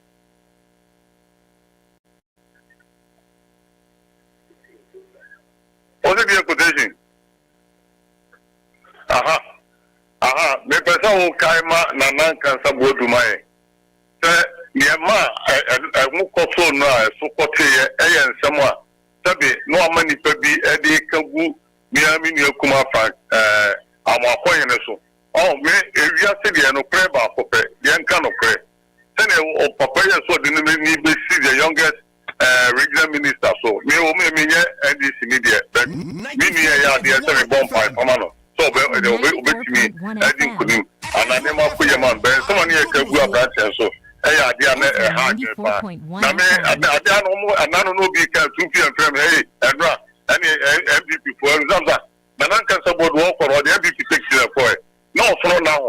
Andre ya di bimpe also take AFRIFA omo in the very change now. Edi on your former regional the beti aka NDC former regional but na can somebody yet giving musu propose bia post okwa ba omi afata no ye ana ba omi also ma se ne yeku na nya MPP ku no ba omi anu kodi na cha no ye mama no di omo mo keka di wuru ye se MPP asalu so for again. Okay, Ojam, Revelation 2:10 and Oka Wasem no. Anti the no correct womb na mama wonkwa abutre. But that's it. That is the 10B. Good morning. Morning, Ogogo. Mana menene ka say. About your flame so make a better thousand contract. I'm into you. I order Ogogo ya some can make an say yes you can draw to this one so I am treeable. It will go 2.2 billion. Ejama in Kobapo. That's the same prayer that I can't say I Mamma could I Gamma go to follow. So Bosom Bitia can say, Miss Le, here can't so much will be a so young Cadie, Bema di Pano, on the Bufu. So, Nazi. I see a father scholar. Hello, good morning. Hello, good morning. Ezra 94.1 FM. On council. Mama Lenda Ezra 94.1 Mama Tio. Mama Chia John Jamani Mahama, Ghana Mampani. Mama Chia the young Garrett Minister, the humble Region Minister, Dr. Frank Mapoli. Papa, Nanavio, why Nanari. Nanari, so Ebanara who. Nana can some work, dear Menzias, Papa, the Minas, Sabi, Nagin, I hear Patan. Not just when you Ananado, Ever Central Market 2 years. Yeah, when you mention to say, when you Central Market, Santinamuha, once you have my year in a honey MPP, the Fuma, and the one man for 2 full. Yeah, more 2 hours for man on anything. Yeah, mother, Taco, that's what Santinami and Akuma Swadi. But yes, Santiman. Then Yama home pastor for not for people. Another night, then probably software, Mr. Asante Samai, NDC. To someone the security department say, I want my NDC, oh, Asante region side. And I war background for, and I have Okay, but I say I am father scholar 0208 340 412 and 0558 620 Good morning. Hello, good morning. Good morning. One minute, I say. 94.1 Ezra 94.1 FM. Mammy Chan, I was saying, Mammy to a church, Mammy just out empty, Mammy Chan, baby, Ezra 94.1 FM. Yesterday, I said, what is this empty? MPP, NDC, Equadia, yes, in Equateska. Maybe a Buteska. You have to in the presidential election, see. And MPP before, I could take Teska, Unteska, my delegate, Unteska, and this is for one Treviana, and I am Treviana and the Monka. And Council of State about your country. Yes, and the MPP of Wakucha, and then Nanka Zaboda Kucha 1.2 billion. And they said, people are on par, one part of it at least as it away, and they are each person. Then you put 35 now, Cotomano. Obviously, 1.2 billion, 2.2 billion, they are many people, because only number one goodie. So the woman has my own cancer and papa and from Penovodo. That's animal and yet, and to me, the Mutuega and I'm on Teddy. Yeah, when I say I'm but I see people who go back now. I'm father scholar. Hello, good morning. Hello, good morning, Kofi. Yeah, Winnie. Many am back 2 p.m. Make us pray Asante Mampo. Mammy Tio. Bravo, Ochedian for Yakupo in Shao. Baby, Ajama for you, there will be a Zuba incoming mayor, Mammy Chianapa, and Dr. Frank Amwako and Nanakwisi. Kofi, share your best. Baby, 2 p.m. I am a come and say, oh my Ghana, we know. I have some dream mine. Wow, and no about to a course. Me ana me bomb power kire Ochedian for Yakupo to the boss, Kwame Basayadom. Anything, but when you are course, it's a yatu abanawi. The Diana 2 p.m. after about one after election, can no campaign. Kofi, who said His Excellency Goodluck Obama John Dramani Kwame Abebio Mahama. What shall I say, your Maya? Let's say Ghana for Papa no obey a Jemfa Gidie and Empire Born President Mahama. Now be deliver. Kajagu Mami, 2 p.m. But I say, I'm father next caller. Hello, good morning. Who are you? Hello, good morning.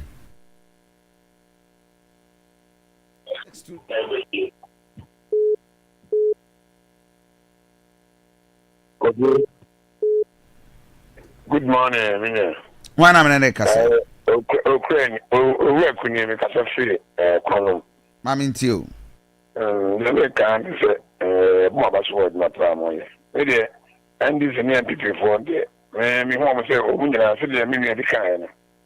And before chess car, and this is for some chip. Who feel bad to cry by seven TV so. Once of someone said, if we didn't know once of someone said. What I say, until I won't kind of cry.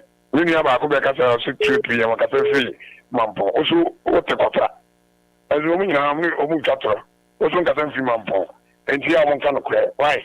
No one have been this is no more share the crew no one yet. And me here. Let us see. Let us say, also be to me, Afre 0208 340412 and 0558 Good morning. 94.1. Hello, good morning. Yeah, when Reverend Napombo Roman Father. 94.1 FM. Ayo, no pay the Mamma and Chakasema engineer Pablo, so you may do I damn you come besides my who's and Papa Kumo, a Juma Cosum, Yaku Punchapa, Namicha, some Panama, never mess at a palm. No, and maybe I make a say before I got a young crew. No, can you thing Asante memoir and look out and Asante man. No, you basically you kind of corner, no supply. But maybe you need the America, the Asante Gabi, the proper free just so. It's me, Asante man, the number 1 year. We are coupon. The also could do and 1 minute. We told me now we were at the yard. As a member, one now we at the yard. Transportation. We are clear the Mobia. We are clear the Mobia. Lion will work you. One day we need. Katia, Coffee Market. Any of one year. I did it. I buy the Akada. Any interest. Any coma I let chocolate of coffee. Any fear. Every good way, I don't want to say this. And no one will educate the leaders in Nimla. No one pray and get over. You didn't know my yes, I'm away and the way to my way. Master, why, no one for them say, why, right. Hello, good morning. When you? Good morning. Yes, my dear. Emiliani,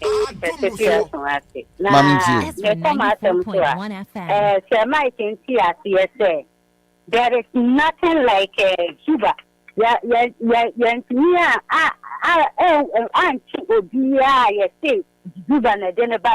Election. Na me come asem so aye dan yankopon ase se election no e kwa asodie mu na ye san dan yankopon ase se obi o se fata ni ye yi no se won konko tro man panyinfo say about Asante region about the development in Asante region ye no development ye nyoma bia abanda that be ye no pasa no o mo ba be ye ni ye kama because ye ni NDC administration ye ka ye because of that no. So I'm interchange in the Honomono, Central Market in the Honomono. You say, you're being paid, or the Papa, yeah, Juma Day, send your Baya, or the original minister, who are moving now, I'm not you want to know more from where one pay now per day. In fact, me did say, they just say, not and my taking and no, you're being paid, or no, so now, Papa, you be my Ama Asante, my Abbey Rabbit. But I say, hello, good morning. Good morning. When you? Let me tell you this. You say, read sister. And I will come to. Some say, read sister. I have a information in that. 94.1. I evidence you read that. When you Let me put Namuka, again, your certificate. I'm a 30. I'm going to make a son of it and this. I have a quotation, but this is the slow. I don't afford to too much. Let's see, but to reach your Senator Kutia. Let me go. I like the Macamo. Salam Ali. Yale, good morning. Good morning. Crazy because of the central region. I was able. I'm into you. I do my assembly about what about you. Na your best physician, Hammer, Bana Wabano. To do about Asante region. And when you go for and you forget. Woko ni woko ni MPP ma ne Kufuado e da na fo da Nyankopon so besi ne shakatija woko piamwa ne fisa anyifi nan kan se gbodi yentuma kan tete na ne sa no wosi nyamia so dan na wo hwem wo di sika e hyem na wo be yedi na wo ye bo be yedi nti wo hwei e mo wo tu sa mwan mo man poka e wo hanom na Asante region eye Konfanache hospital essay yewa nana Asante hunga okase dambia odi so no ahwe na amanfo abua nefu wa ayetadia kana nan kan sabodu agin sha mbani trim 94.1 FM. na wa san kwa ku trim Ezra 94.1 FM. Ezra 94.1 FM. What's said Kutoka Kufuado ne papa nom na de na wo ye kuku wo ye ma kutoka oye afati wa so kutoka to Kwame Nkrumah International Airport ena wo ko da gi na gi ne Kwame Nkrumah International Airport ena wo da gi ne MPP fia wo da gi ne kutoka International Airport nti ya said na ko Kwame Nkrumah kutoka International Airport nti ya boda na otiti ni so ka se gi ne wanse sana ye ne Kwame Nkrumah kutoka International Airport ena wo beda ne kutoka International Airport nti Kwame Nkrumah no si ona na yedi ni bi yede to so nti na nan ka sa bodu awi a onko fi nkoda yempe no mi bi Berase. Yeah, good morning. Yeah. Solo Mamintio. Berase.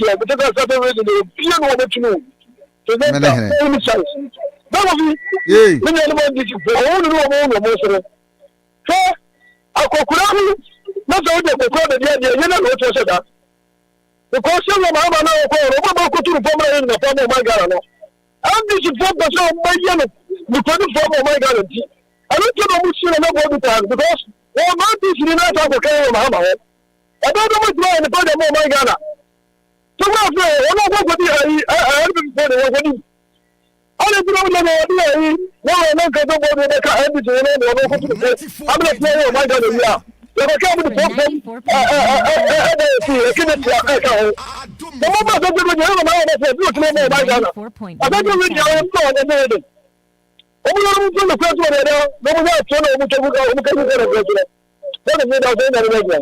But I say, wrap up with the course and for last call and for Kofi commercial break. Good morning. Okay, for my young Courtney for commercial, first commercial break, your bar. You be nyamre na fe yede enkomo twetwe atwa so and America catcho penning for transit and every Tuesday you will have a very strong discussions on Ghana, strong discussions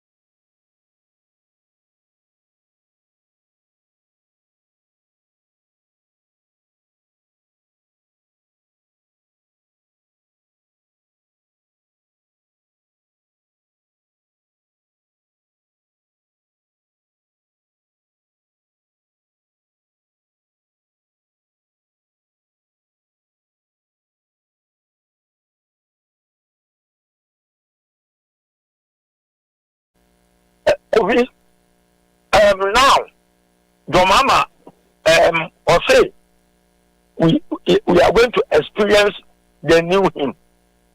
What it means is that Domama need that down, and then the reset agenda. A year, governance as usual, and a power bar when it stand a pound for the bay, they can appoint you know. You young yet, it for now, many personalities are appointed to me, because we have a under the instructions of the mama. It is now personality issues, you know, any idea of great concern to me. But what they are going to deliver, Ghana force of what? Ezra 94.1 we are popo, so I am yeah, resource. Ezra It is now would be power. They are pointing to and I mean, within any area because you are not on your own. They are pointing to say, they have your open.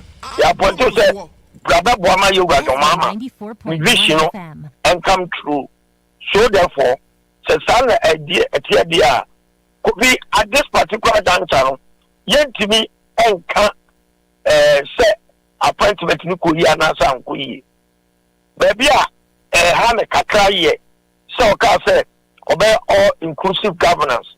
But so more other non NDC appointees are why you know Kofi, it is a drop in the ocean.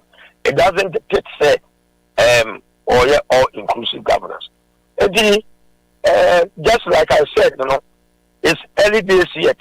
It's young performance be put up.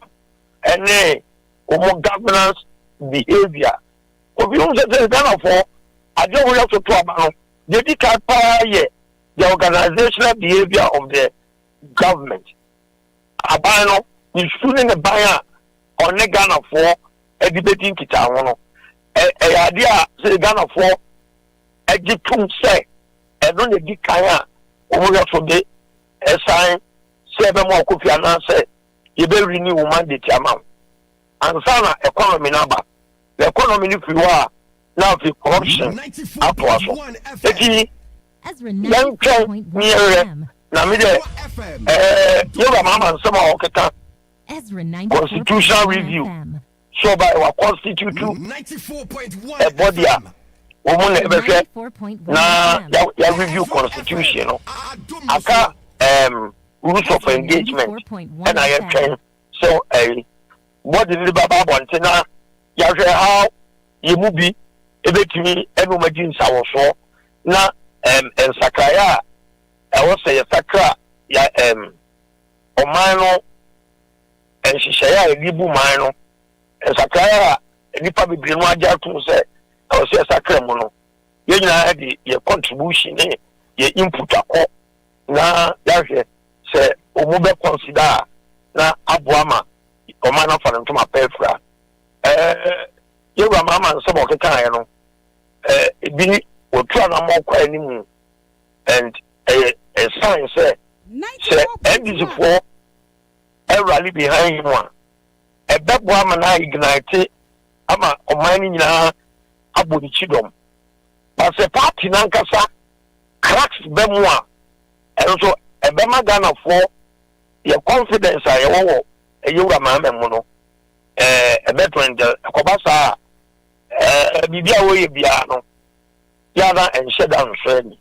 And he so far, dear, it believes a baby or the right, observer, Koya Samba, and that was Kosia Deodike, and I'll pay Maya Kwaba. Francis, maybe I have a call here. Good. And I'll pay, we've had a very thorough discussions on Enra about FM and diving into all the aspects, pushing being put through against all odds. Mamintio. Ezra and Nanope. Now, of course, Minchia, the President, His Excellency John Dramani Mahama and Nanope. Chano Sonko. Your regional minister, very, very vibrant regional minister, Dr. Frank Amakwehene. One your regional chairman and Akwesi Eddie Domenim Akwa Akwa Odim Kunim Abefie. Council of State elections. Regional minister Ennin Pemechiao. Na Mimboshi Mkokwada so constituency so na menchia Honorable Eric Asibe. Nyame adomwa MC Akonya no. Yebompa His Excellency John Dramani Mahama Ebebonidi as the next MC for Kwadaso constituency. Reverend.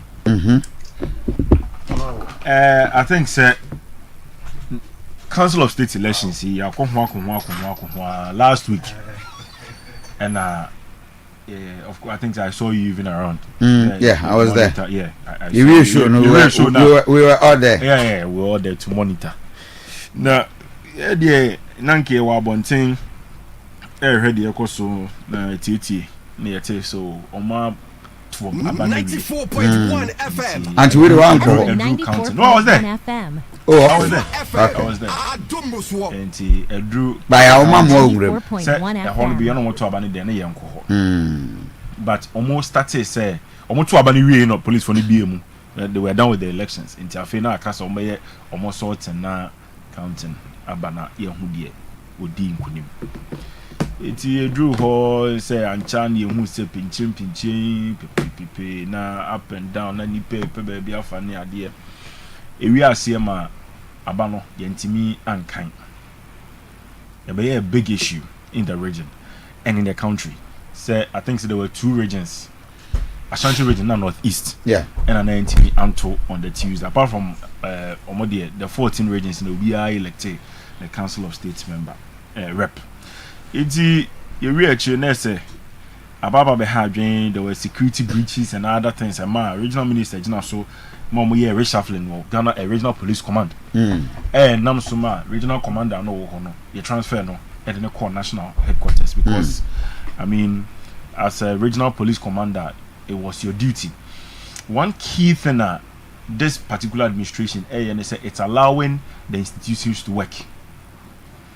No infiltration by any government appointee. Allow the institutions to work. Into Unia say do see Adiano say make sure you protect and ensure security and orderliness. Now say a do not one executives our tax now. Then outrightly you have to be replaced because it is seen that you are not ready to work. And what's to do so be making sure say Bambo always maintain ya observe making sure say properties are protected, lives are protected. It is wo as Bambo ni Bambo ni na won show won say making sure say dwumadi bi enkoso tot na say wan hwa at the end of the day say transfer bar and I say interdiction ebe kan. And so and I'm so mad the regional police commander no ho ye free so the new one. Was that the reason? Oh, well, you see, what could be the reason apart from the chaos that happened at RCC? What we say, Reverend, say enka bibim ponsi baby ya. Say enka yakoto abano baby na efane say pinchen si ya. You may have room to at least reason and say so. Oh, then I mean that was an extreme one. But regional minister catch there. It is assumed and it is presumed that what the security installation, security architecture should be in the maximum. Into no, say yeah, it's a Reverend. You are talking about baby or my way. Sure. No election is to be taken for granted. And that is true. No election should be taken for granted. Into say yeah, what about to be more? We have to make sure that every aspect of security is touched and we are so much prepared. God be a bit mercy when it comes to elections. Anything can happen, especially when it involves your two political parties. Be a bit mercy until we make sure say our security is intact. Into at regional minister 94.1 FM. 94.1 FM. We are no more tolerating Sadia now. Ezra 94.1 The person is supposed. If you are responsible, you take responsibility and they remove you. And I'm so the regional minister, any regional security council, they take that strong decision. See, the regional police commander, a new one by then EC set another date for the elections to be conducted. Ana Enra. So they moved it from RCC to Pempa Assembly Hall. And my member police sign or Asante region abaso. So we share the kind of security or the kind of security architecture and the kind of protection and for the electoral commissioners, for the people, the delegates, to the extent say some members that we knew say to say you name say we a former member of parliament nipa you name so okuku to me when we say na ordinarily and ko benya kwan ewremu no based on protocol and I say in the different thing ko benya kwan ewremu no all those people were denied because you don't hold accreditation. What is your business there? The young who be denti yem pese bi say be sibium enti yes because many a time before you move remwa and crabby or monsu and call for they also try and push through because and it makes sometimes the younger policemen incapacitated. So I allow a moment Kofu in area. And for all you may know, some Kofu or Muremono or more it could be they are into cause chaos. So when you don't have a you don't enter. Ezra 94.1 and that was the taxa. FM. And Ghana Police Service Pempa Assembly Hall. They executed Ezra 94.1 FM. Yes, they were denied. They were denied. They say, if Honorable Kennedy Japan, the former education minister, and other persons were denied entry, how much more myself? Yes, definitely. There were issues, one or two are about up in terms of maintaining maybe. But at the end of the day, in couldn't by, as was expected, Emma, our former regional chairman, very experienced in politics, or do so Rollins a time, by year, 4 time in opposition, regional chairman, maybe regional chairman, they call power. I was free, so am I current regional chairman Ebaye. The man is very experienced. He's been in politics for a long time. Inti yakoto abani wie no. Provisional resource na buy and no more sister station back when we were monitoring resource na started tickling and then at the end of the day he was declared the winner. I have heard a lot of people take a different position in terms of the CA. Ebi mu hu ne say a well orchestrated, ebi mu hu ne say a idea ani ahyehyɛ and untina KOC first one and then I see politics na you know. Reverend, when it comes to elections a strategy politics na you know a bar about 94.1 FM even say chairman of the church of Pentecost a strategy Sabrina ni ese go ko se dem ko bompa ya na nyame de obi din aba na yakazo nipa we ni abodi din no. I don't think that thing even works now. Even the Pope and then say Pope or so perish the thoughts say Pope free so the next person who is in line to become Pope no you have to work your way through into no the prayer no a strategy near the prayer. You don't sit in your room and say divine so one prayer to one or more there's no way you would get it.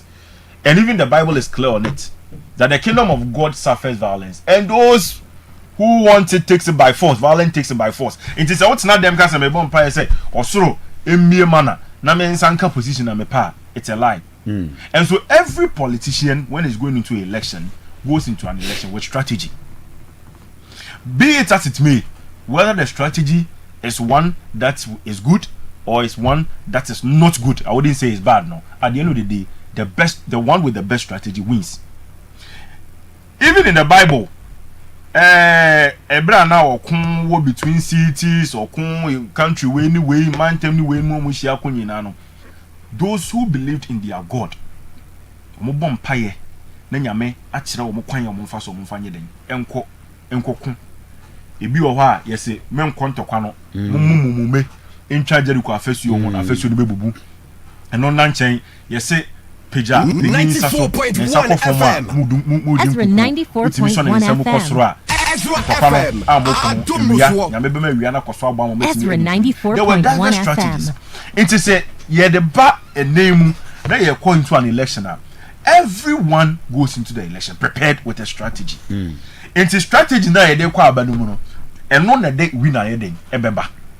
So when I hear people say enkofobi orchestrate ye, enkofobi share chire no mo ye nneoma bi a e man kunidie no call baby e call ye as against maybe a buy first now.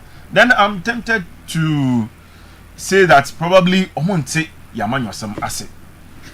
So we US elections on year between Trump and Kamala Harris. Kamala was a government holding governance no.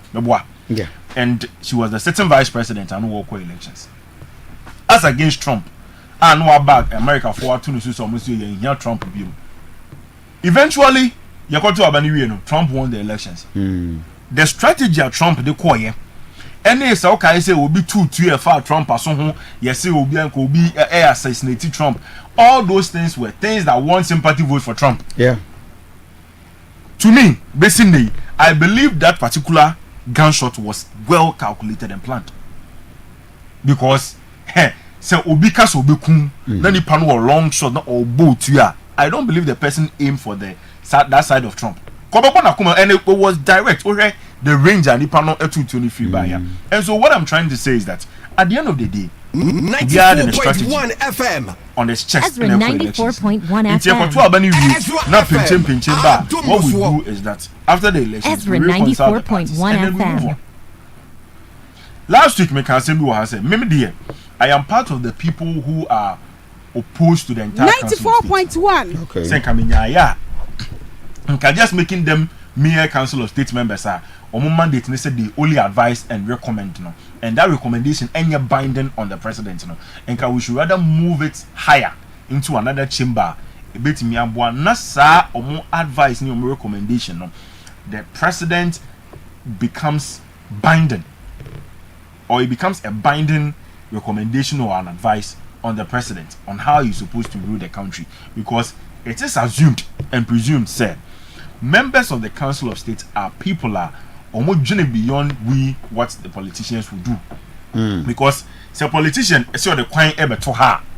Many a time he looks at the political benefits, he looks at the social benefits before they look at other factors. Or even if say or yene the analysis and answer the scale of preferences are in terms of benefit political benefit is very important. Into you also look at where at the end of the tour also bet me a lot of people following or appreciating what you have done.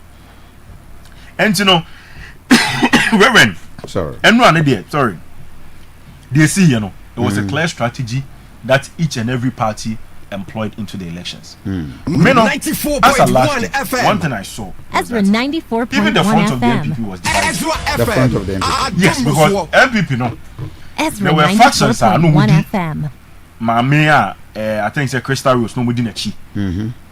And I wo one so no mudi era and cancer board so. Was that Crystal Rose woman or withdraw at a point? Yes, she withdrew after the first elections. But as a last week no dear, na ma me no dey no ginam. Enti already and definitely na chita for anyone mo feel this omo gidie say Yeran Cancer Boadu is affiliated to a particular person be a maintenance money for now. Omunso nyina no etwe omo ho free about for them. Living in Cancer Boadu and then nkofo mu di nachi to go and then face the NDC. At the end of the day, say a course no. Yura Yao Bempe, who is equally qualified to represent Ashanti region, has won. But Reverend, a very important point. May sound to think of argument that is not only from the politicians, but even normal ordinary Ghanaians. How the view said, yeah, the amount for. What has been the benefit that we derive at the end of the day as a people from these chiefs I'm representing or minor and as I'm representing region as on the Council of State? Last week, near can't you so we're developing a crew or why come up. But you see, I made a point say. Or your Council of State member no 94.1 FM Ezra 94.1 FM. Emma make a can new man bia ɛwɔ region yi mu a edi enya ɛma mpɛnɛmpuntu a abɔ yɛn ɛma region no ɛnkɔ n'anim na nso yɛ wɔ obi odi council of state anim a na so represent region no at the council of state level that person failed to look at all these things ɛno yɛ baako ɛno ntina nkɔfo feel say yes ade bɛ ma ahemfo yi deɛ at every point in time you give it to them wo de ma ɔmo wie a ɔmo nti ɔmo nka biom ɔmo de akonnwasɛm wontimi nka n'asɛm ɔyɛ ɔhene okɔka n'asɛm a boy but ordinary person there an ordinary person you can deal with him and deal with him well because said ye Asante amamre tie yedi buo ema ya hemfo no sebi manu sisimi na so se wo hene bi edi nsem hunu a eya na empempe no ye very careful see ye beka sa ade a wo hene ne yempo enya na tememufo ayedin into people were of the view say enough of representing or putting chiefs there to represent us. Okay. And we are back. When we come to the political side, we begin to deal with the politics. Where you ran cancer board after last week incident, no, a guarantee interview. It was some part. The tea interview. What you prefer say or no? Senya se odi akonyampo dia. Enkoye MPP ni mapa. He is a founding father or part of the founding fathers of the MPP. Okay. And you know, and yet council of state election and the Bemana yin and him so on MPP ni. Moreover, and very important, 94.1 FM. Previous elections. Ezra 94.1 FM. Ezra FM. Adumbuswo. Ezra 94.1 FM. Edi nipa bi afaso ewo constituency no no. Nsem bi wo ho a esi atwam. Enya afa ne yebe kai etiefo nsem esisi ye. But this man has not really been fair to the party in the region.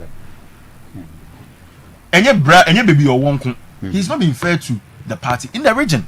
And he has openly declared this. And he says, say, Reverend, Obia na wonpe John Mahama asem. Obia no ne John Mahama enya adwen. Obia na unbelieve in John Mahama policies. Obia unbelieve in John Mahama ideas and vision. How do you put such a person there to go and advise Obia on penasem? Unbelieving in vision. But in politics, you agree to disagree. Exactly, you agree to disagree. Exactly. It's probably purely on principle of not agreeing with John Mahama. Yes. But and yes, he be on penasem. Because another pay revelation cry ban say Nana Kasabo do sponsor John Mahama. Ebra no work on the first MPship position. Well. When it comes to personal relationships, said they are it may be there. Yeah. But in a matter of principle, in a matter what time, so to say, it is Nipano open declaration for the MPP as against the persona Yatuaba electing as a president. But that is no matter. And people even have 94.1 FM of Itimen. Ezra 94.1 FM. A council of state. Ezra FM. Adumbuswo. Ezra 94.1 But you FM. him say before Itimensa won council of state elections, Itimensa was a surrogate of the MPP. Well, sure. Yes, and I'll say here. Togo Afede. No, you see, issue of Togo Afede. Would you say Togo Afede is an NDC or an MPP? Toby Afede has not openly declared his political affiliation to anyone. Toby Afede yen him say, apart from the fact that he's a businessman. Sebi, Osi as Oglitema plant my government. Even though it's a private entity, unya ne free mono. At the end of the day, it is serving the nation. On Jina Simpiesun Jina platform, Biason can say he supports or he's in favor or he's affiliated to one political party or the other. And in fact, 2016, the elections, Toby Afede was one of the critics of His Excellency John Dramani Mahamad's administration. I see. Coming into 2024, he was one of the people who criticized the Akufo-Addo government as well.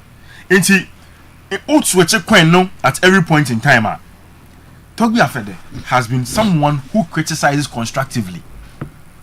Can we say same for 94.1?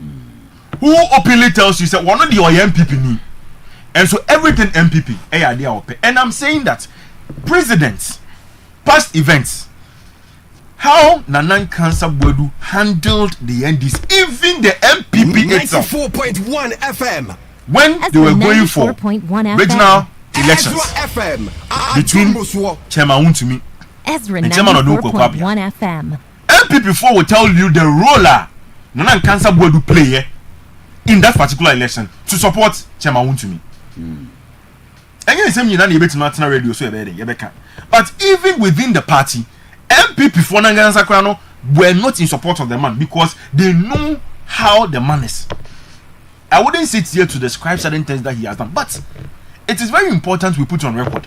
Says here Pewobia Obetimia played that advisory role. Reverend Makan Sembe Miensa. Apart from the political side, I also made mention of the fact that the people felt that enough of we putting chiefs there to go and then represent us as Council of State members. Because initially, you know, na adwene ne say ahemfo de wo munya amanyosem. Into you ohene na ohene kwotena ho as Council of State member, odwen ne man ho. Odwen Ghana ho. Into na de no de eye den ya na impuntuo obepuchi. And na yehu na so say ya hemfo they are repository of knowledge and wisdom. It is okwotena wa otimi tufu papa. But uflepe kwan no basi say de yehu ya e kame akoye say ehunfo bebre even 2024 elections we saw ahemfo na ye feel senka any kwansen komo temper or they even go to the grounds of politics no were openly declaring their affiliation.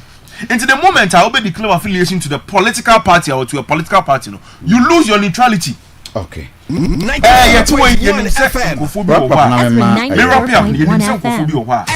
I mean, at the end of the day, we're talking about our party or to man. Ezra 94.1 when it comes to FM. criticisms, you want to do objective criticisms. 94.1. Constructive criticisms. In as much as Otu Abama will be no, and you want to bet you say me the hand me to Abama na say me to Abama. Say Reverend, we exemption. Yeah. You go to Abama or to Abama. But maintain say Reverend, you know baby I can say me MPP na me NDC na me support CPP.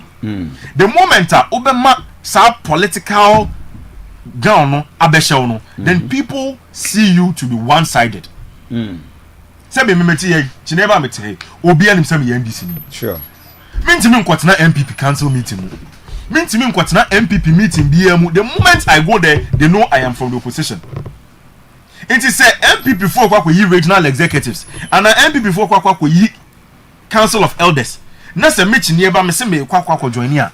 And I say I am contesting to be a member of the council of elders of the MPP. It can never be possible because yenim baby amijina. But this is Ghana.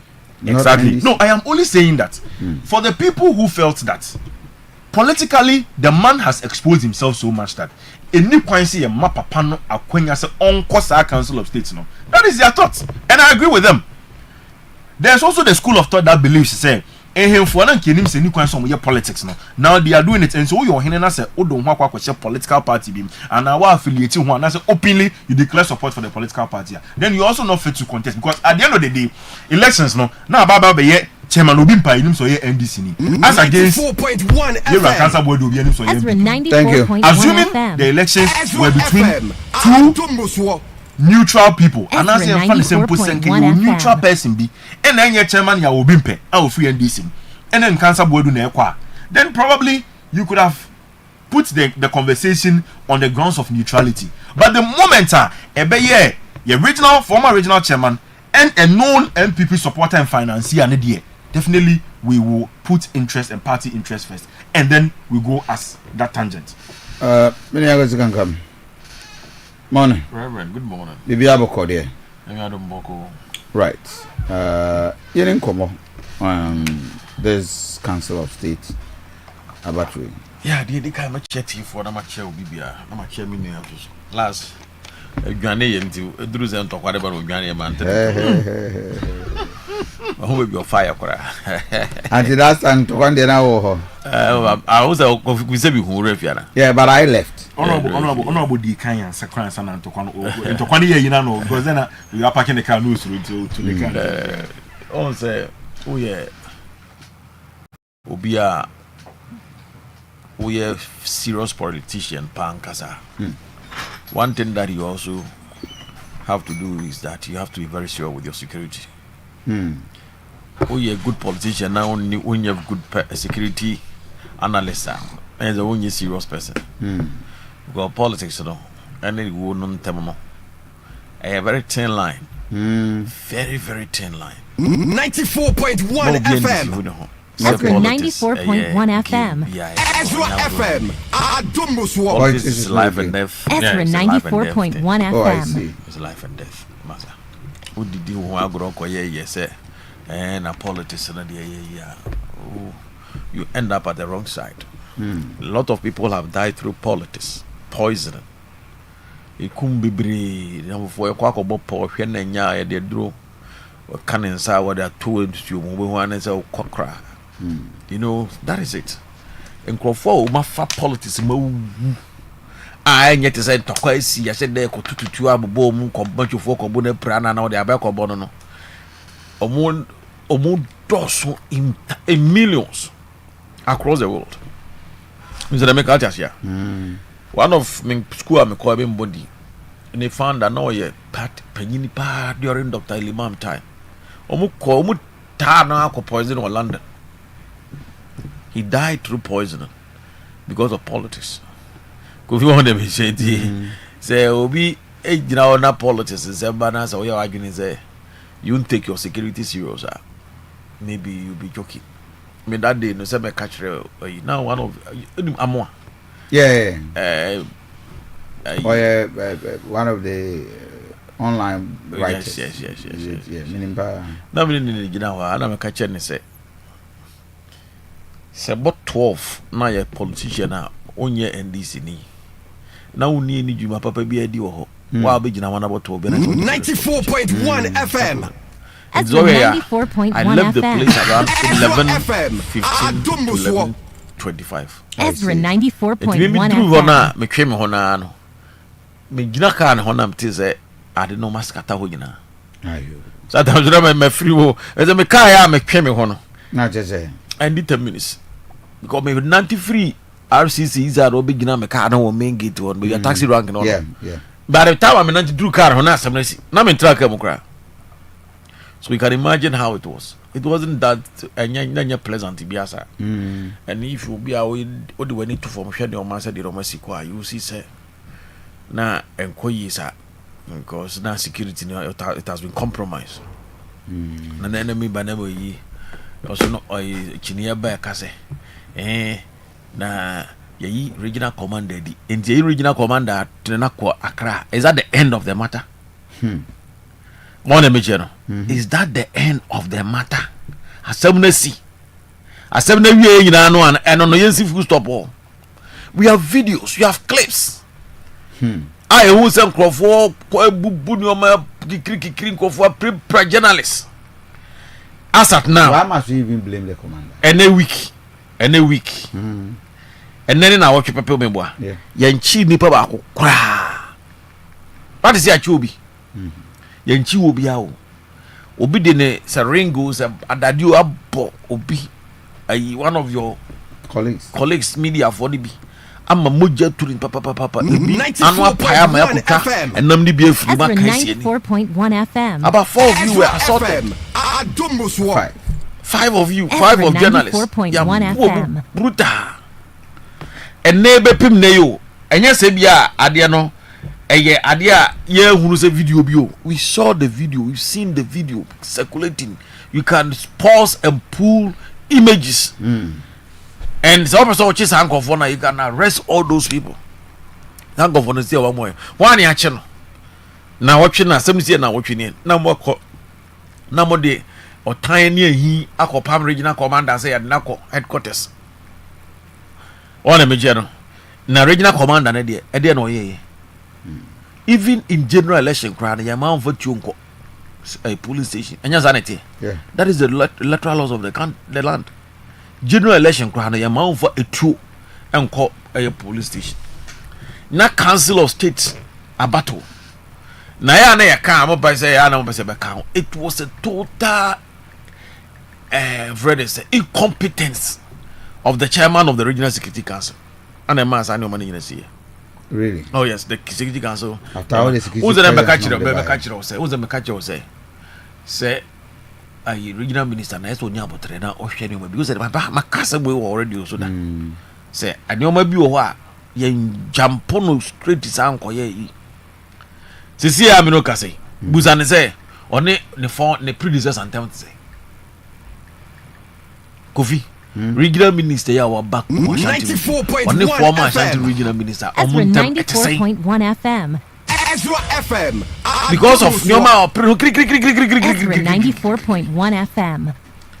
Opre no sa another wo twa na video oba wia na odrem ka no ko Nyankopon achi na nyame de Nyankopon achi na oche o dada nyame o dada ho se Nyankopon obema wa ye de obeye ho no we hwe udi omuzi yankeka ni miso nyame so mpa nyankeka ni mo na mechire no keka na dim night say basa who I just obi akọ police commander fee and now police commander office 94.1 na wakọ akọ brono akọ wiare nioma afiri Asante o so wo pese odi adere to ho a ati obi akọ soldier ni military commander fee oh na wakọ bono every fan de ni ho nyina nya ne fie kwa ne office o de ni fie de se bi ono kwa ne to ni office a ni security fo nyina wo ho ne fo nyina ase waba regional police command na wa wure ma kwa regional commander ho akọ yam na wa sesa ne de mu ne ma nyina na de pie no bi anya office ana tie pepe o the CRCC exactly so it was like a coup d'etat yeah yes it's the that is the residence of the president of the regional security chairman representing regional security council chairman as will be about Jubilee House no ko misbehave no appear simple sabe penalty o na omo ya no omo person omo kasa ni massa what did they go to total incompetence Ezra 94.1 FM.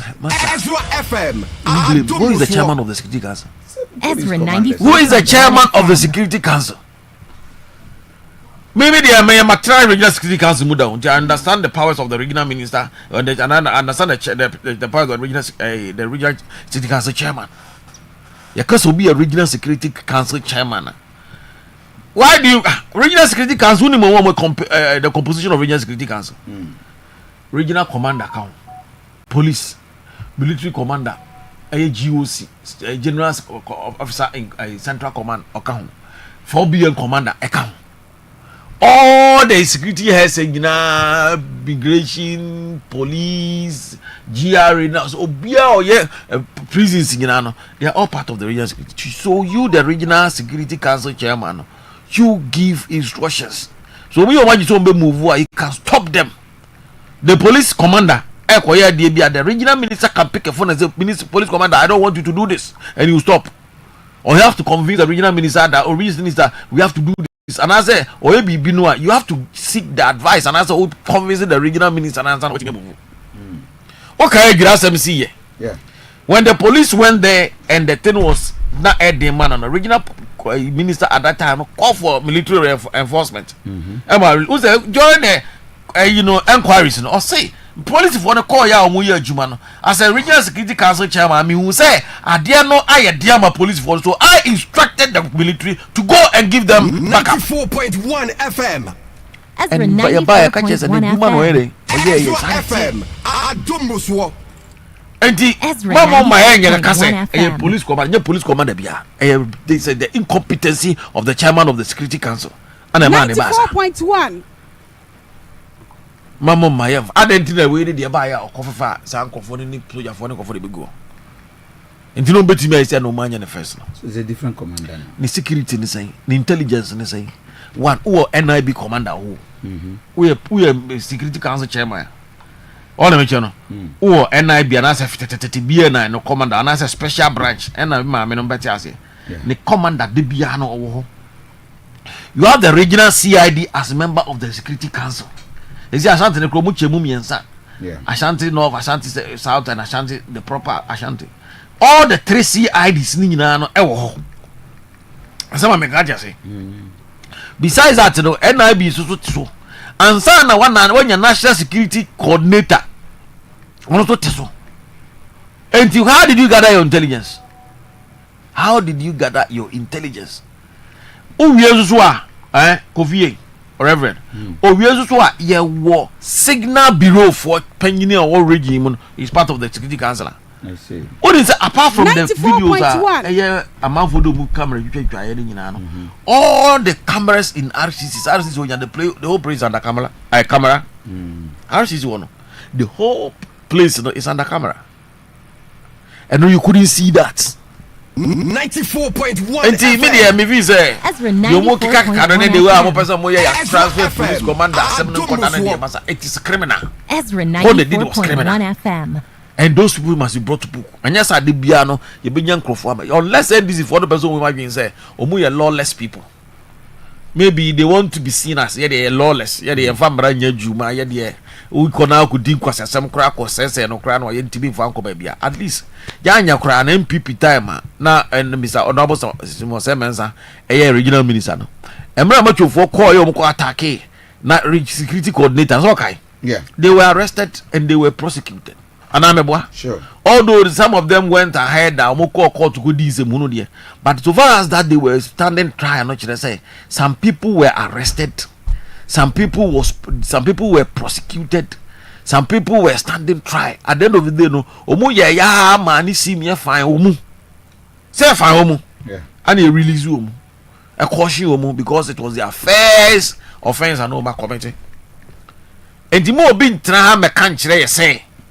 I see no regional police commander has been recalled to the police headquarters in Tino. The perpetrators of the crime are still working freely.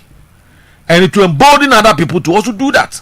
And he's all doing, he also telling us say, and before that we should also start it. Yes, you're starting young training and crop for. As I can't say because you see, I'm quite to say, and young running by you, my dear, Abetri. Yeah, and the radio Juma. 94.1 FM. Kofi, me na make a show. Me first you. I have even started. 94.1 FM. I have even started. Me say I have even started. Shebre brama mani ema o. Anyere ngwayo. Masa, me macho fo. A giant ankasa na train o. Nya macho. I have even started mine. For what? For self-defense. 94.1. Yeah. Eba police for near for 3 about we prime no ko. We 3 sam. Me mama tra o me imagine say enkom kosiaga. Na mama obe prime. If you want the banana republic, we give them banana republic. If they want the peaceful country, we give them peace. If they don't want peace, we will give them peace. If they fire, we will fire. Hey. Share. Kofi. We need peace. I need peace. There can never be peace without justice. I see. There can never be peace without equality. There can never be peace without enforcement of law. Masa, some of us, we have been very, very, very quiet and be watching them. Look at the way they are behaving. They are almost from Rana Organ and Yashi. No from Rana Organ and you're not yet from Rama. I'm not a money back for. And I am a certain group of people. Me see, I have started training. Or be promise Ombra, no invite him. I'll tell them that I'm training my people. To do it. To defend. To defend. Defend. To defend us. FM. Ezra 94.1 FM. Yet you are living at the regional coordinating council. And your regional coordinating council office, the residency of the regional minister. And Kofi by a baby decent be a chobia. Men famentra offer me Asante with the uniform. Na menya ho. Hey Kofi. And the son of Kenya politics you want here. And your politics, and then some of us we are not politicians. No way. Yeah, no, yeah, Penswa. And yeah, Penswa, yeah, no, young Monko crowd. I'm still young. They should go, but they should go into the records and see the what some of us has done in this have done in this country. But say if you say Kasu, you no be antani baby. Yengina yam famra nya juma Kofi koka ma ye de mrana fama kwa so ama koka Kofi ye de na famra kwa so yengina no bi tramra na ye fa no ko gina na mrana na waba yɛ de mmara to hɔ na de also fa mmara nya adwuma nkrofo timi so de makɔ bɔ awura obi office yɛse akɔpam no nkrofo timi so de makɔ wura obi we no mu yɛ ne sei nkrofo so de makɔ kye obi wura no obi asɔre wakɔ kanofo atafie na wakɔ gina no atwituo no wura ne de no pam ne ma. What kind of rubbish is that? Say no. And this is the country that they want. Okay. They should continue. 94.1. Why they call one fee? You be call fear.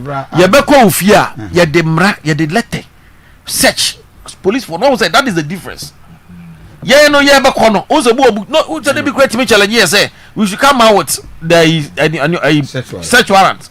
And they were producing the search warrant. 94.1. They were producing search warrants. Ezra 94.1. Kofi they make I say they were producing search warrants. What let me change? To me there. Ezra 94. But I don't remember unless they be a on our time. Say you ko wura obi fie. Na you ko twituo. E ko wura ko pam obi ma. Why man you ko pam mo free fie? They should mention one family. I'll give you a class. One family say yeah, but one family. Give me one family. Body me say bo. But one person children. Do I have the floor? Me say bomb. Me time. I'm 1 minute bomb. Me say bomb. Me time bomb. Ono obunya to say. Me na me time me say bomb. Okay, they would Kofi Adams. Kofi Adams me enden. Emra na Kofi Adams den emma e free fie. Eco school in Islam. 94.1. Pie free in the gate anoa and Kofi Adams sports minister. Pie free in the gate anoa. He was ambushed. Say car na ekura no a government car omo twen ono ne mercy from, and he had to pick a taxi to get his children to school because now kwane time aso so that obetimi ne omo wrestle dealing with issue no. They entered his house after so much kura na sina Honorable Kofi Adams a taxi man and ma dropping so unko school no. Security personnel e ewura ne fie without a search warrant. Honorable John Jenapo, even in parliament, you talk about search warrant. Honorable John Jenapo to the extent send the phone na ekurano. Ye gen the phone. Took the phone to UK. Ye gen a laptop. Emma Okacho must say, see, if you people are finding difficult, people say iPhone security are very intact. He was willing to say obey Biamomo. To a point in time, they said that phoneokrano, they don't know, it was like orders from above, all because the man was a former Deputy Energy Minister. I admit that they were with a search warrant. No, they were. No. You see, let me tell you. The first demand, no. They told Jinapo, and Jinapo Nankasa said the code is a court no for 3 items: the laptop, mobile phone, and a file. See. Unless you are telling me different story, I'm not telling a different story. The security attack on Jinapo was not once. Okay. For what I know, I will narrate to parliament. And no mention. Also, I'm in the family. Inside. A demand they say they want to search. It is a court order. So produce court one. And no name rano. Court one and not specify 3 things. Reverend. I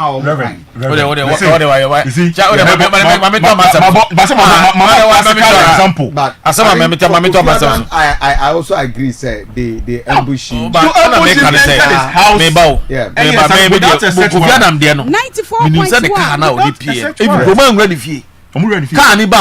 Kofi Adam they enter the house. Asama meka nyina meba asama meka nyina ne say emra ana edi adwuma so person be wura mi fia Ghana mra say you can go to everywhere. Of course Ghana so security officer you can go to 94.1 FM. Ezra 94.1. If you are going now go FM. and seek clearance from the appropriate Ezra 94.1 FM of competent jurisdiction. When they grant you the search warrant or say go they grant you the access to somebody's house, you can go there and search. Yes, Asante. It's not because I can't say will be in face law no. If you want to come and search my house is there. But for crime purpose here then. But some for crime purpose so. No be din kwasambia na so be din semunu bia no be ye no matanta bia nyina hwe ne sa no na mete ho na mehwe mo sa meboa na mehwe mo sa na mo de abawo bani na mo de hwe mo na de abawo bani maza we are not going to do that. Me said bra council of state I didn't even bother myself to go there because from what happened last week, me who say unche the new unyo bia o had the papa bia ya na say them profile Emma permissioner, you will not be admitted. Yeah. So na me chano. Intimidate na say make bia no, and say dem person me bia no. Ye me kai. E di kire be bia na me fi say metimi aka no. 94.1. Ana me here am ko na me dem. As an MPP, I take a keen interest in this thing. Well, boy, one thing is I don't know how you are saying because of the MP because it was an MPP NDC battle. But it wasn't MPP NDC battle. No, everybody there. When you have people who are sympathetic to your party going for elections, you should show solidarity. Okay. Tieni show solidarity. Say yes, so yeah, we see and call for. Mono poor party ni pen so kokon 94.1 FM.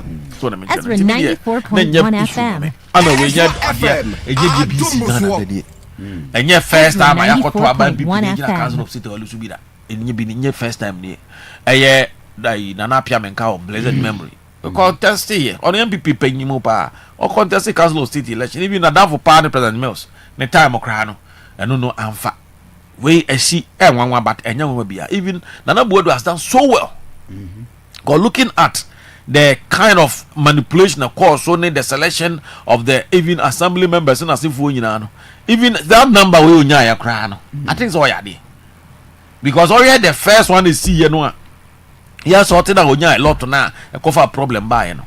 If we end this so you out here by Mugranka unja and I never can't say come in your jam because it can be obvious because they saw said they can be humiliated. Now out here by Muna be our power na say for now election we look at the way I must bray into Mugramon ferry mo bray yet free sam whom for even Tika Mutu and mu be a mu power more look at the difference. Look at the vote difference. Moko ya moko rewura assembly woko pepia coordinating director so ko bo mu minimum mu yi kan nkrofo bia mu fi so mbepoa ba bia se kai bi kura mo ya fair kura you decided not to be fair dia mu ye nyina achi konkonkonko nyina we ya 46 as 49 ana meboa 49 bebrebe nyina 49 50 kura mo 94.1 at least FM. me there if I am here me na ko se bodu kasa FM. For such as we're putting in a very Ezra strong 94.1 fight against the whole setup and as against the institutions. Now what to me here about Benya Senkia Mane fair in selection of Emeka's assemblies in and constitute proper assembly. Nanko Muni 2 candidates for Moncon Sefwa. Can you see the Kana the Rinya and Gombeti Move as a quaben on fast on the selected delegates no. And as those microphone on better abano your friend is saying. Council of State elections some of them the assembly was not properly constituted. Okay. Assembly didn't call for meetings for them to decide on who to go and represent them. But the album was not changed. No, I'm not saying the album has changed. Even me say the old album no crown. Okay. What they say? Sanka ni papa mu a emrane say na nkae ka ye free assembly meeting. The presiding member calls a meeting of a general assembly. Then during the general assembly meeting, discussions, Council of State. That is the law. Assembly do not send a free meeting. They went in there and they were picking people who are NDC assembly members. But a lot of presiding members were dropped. One me change. No more say. So maybe as I said no. Elections near Koya. Me we am fa and me say enye me hu ba kokra 94.1 Nana Council board the one me say nia bro we na se ko mani nya 0 na wati am na nya 0 ade na ade adwuma na wa 94.1 FM ka bebrebe am ko Ezra 94.1 FM obu bo ba so mo say slaves o mo de ko slave dungeon Ezra 94.1 but we also say as a slaves you do mo ko dungeon no ko slave dungeon and mo to aso sa like as a bicycle chain to aso sa no mo ko eni nyina achi nipa o mo pie free bus ni mo kanya they were more than nipa o mo eto abane ma o mo. Oh really? Yes. Nipa o mo pie free bus ni I have the video, you can count them. That's what we are showing.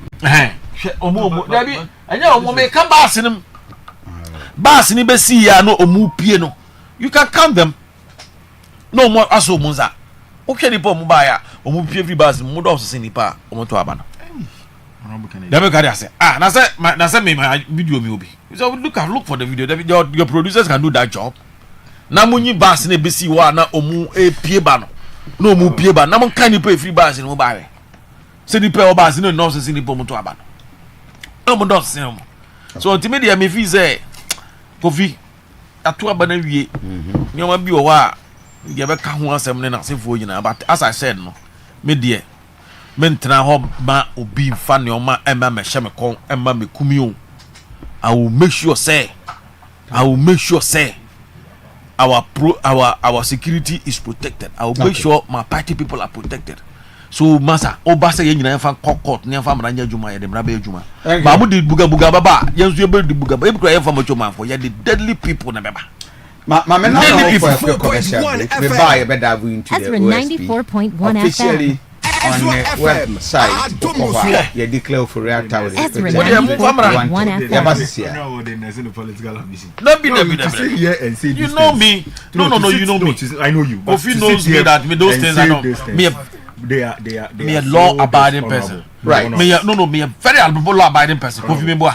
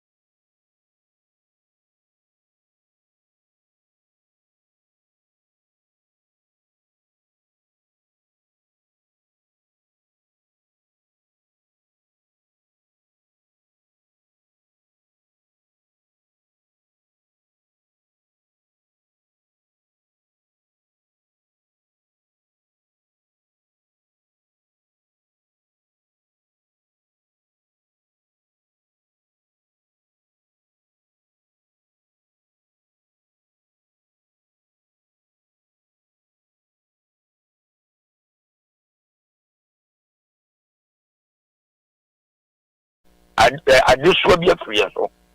And governance aspect, you know, also no. And I hope NDC as a political party, to be honest with you, near maybe Uncle Ye, to say,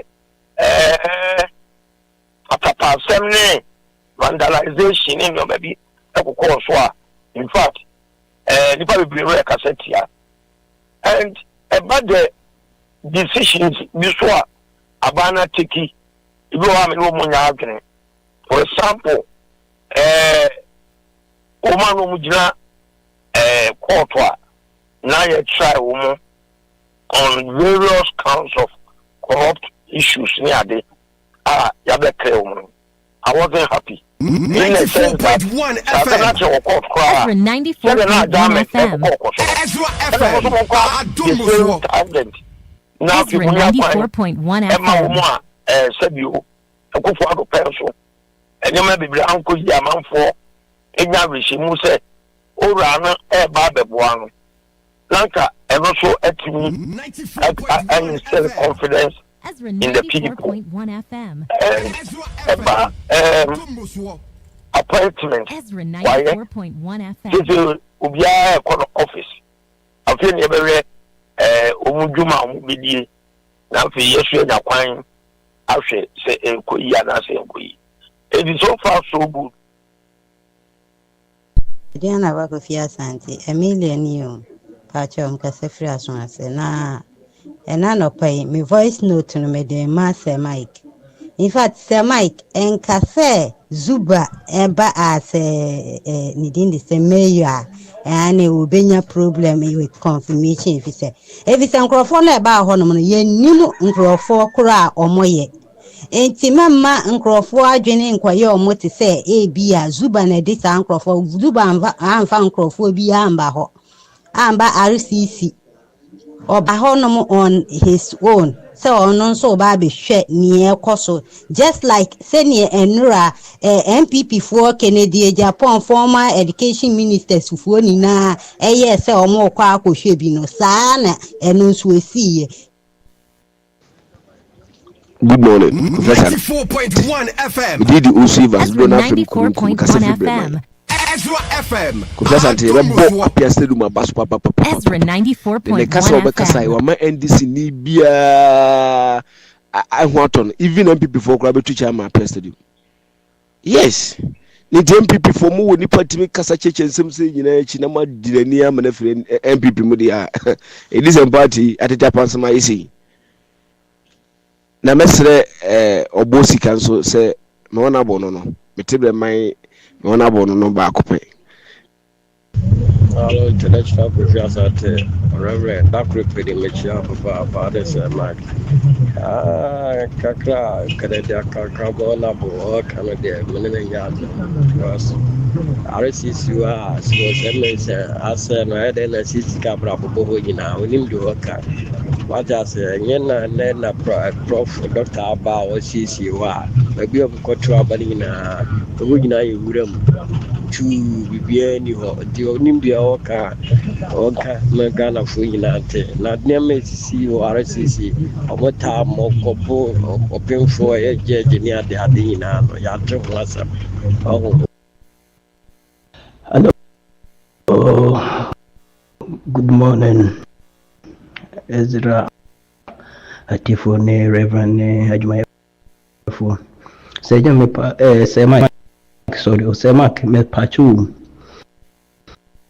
Kona kohe airport ni history. When you see ye, e bani se le de talk toka. Na history ni history ni na history ni ya. Okawu ye ki se de talk am nkonoma. Ntu de Ezra 94.1 FM. Na hu ni ntia kotoka dindo toso. When you see sa airport no. Obi ba no bi akotunidi. Reverend, mama mama channel the non cancer board do lessons in the manage say abanasa say between the award and be collection 2028 the award no kodi ko we no ka onya daje emebo 2020 the sene o masia agwam say no on fam ba na hu nipa bi be ni so be father awon people no na non cancer board fa award mechanic ni onya content coordinating business na chia no na onye MPP adwumani yi so am say politics na ni jehon dia na Kotoka International Airport o mu change abe no Kwame Nkrumah Airport me no mo nya adwene omomnwa na ka takwade dia no mu ko ni ya na sunya dia no yenye ni yi ni emfa Kwame Nkrumah di nkoto so kan ni prefer takwade because of the on the Benzema western so that the community on fanto na Kotoka dia yemfa no amano we dey minimum nya adwene no. Good morning, Kofi. Madam Roma, yes, Ram. Yes, Ramumi and Sebre and Kakumasi Fin wasem. Na Kumasi I fin to do. 94.1 FM. Ezra 94.1 FM. Environmental officers no more education. Ezra 94.1 FM. Into Uja Ketiana, the Opremi, who anti Waja Ketiano's Wompra. Kofi misira mun kasantre wo na Kumasi fin titiwa joso kwa krapa kwa mu kromu tan ebon cholera nam kwam ye bewu sen kraman mun ka ho asem na mun ja dedemu yesrem. Good morning. amichia madafu alachiji amichia alajinji asafaji michia asantiji mpanyifo nyina nyira moko bu amoto abano ya regional minister regional executive chama nana kosi ejuma pa mabo ndurama nkurumuje bae no idea say the regional minister kai no abano almost bokoto na RCCT ayese kana nabia ba mu no se ayin fa mo pe mo se mo pe ha no se enkoto ai enkoto yankopa kasa na we former chairman ya usu bimpe se omedani council of elders amuno mapenyi kwa class nyejuma na futu kama amuno mama penyi wachia na maka mampenyi jo mama mutisa kufadu oba ya ahimfo mu sori nchame wo ya hwan ya sori nchame wo ha wo susu hwandi nde wo ifa ebiasi eka nde kufadu ni dinkura even fan say information Black of good morning Solomon your taxi driver Sofia Black of enano pay my money adjuma njakase command do for obaya Black of sha apia stadium o ela you say bakita nsam na tell na board oboa Ezra 94.1 yo maka yen na tse Ezra FM ensam na ka tell na board Ezra 94.1 o ya no ho patakusa kobe o da twa asam no ade fo say dia o ka da wana na o ka asam no dia tete na na apia stadium yehu de mu ye nyina ye pe mani nkanko ye pe na MDC ye pe no mani nkanko na bodu be kwa kotu ye wa mahama fo amana ye nyuma paninti MDC fo be se ko so asa twa tro no mso abu o man Ghana eni to mana na bodu nkansa enko na kotu ye wa mahama fo ye ya te Ghana fo ho de mu ye nyina ye hu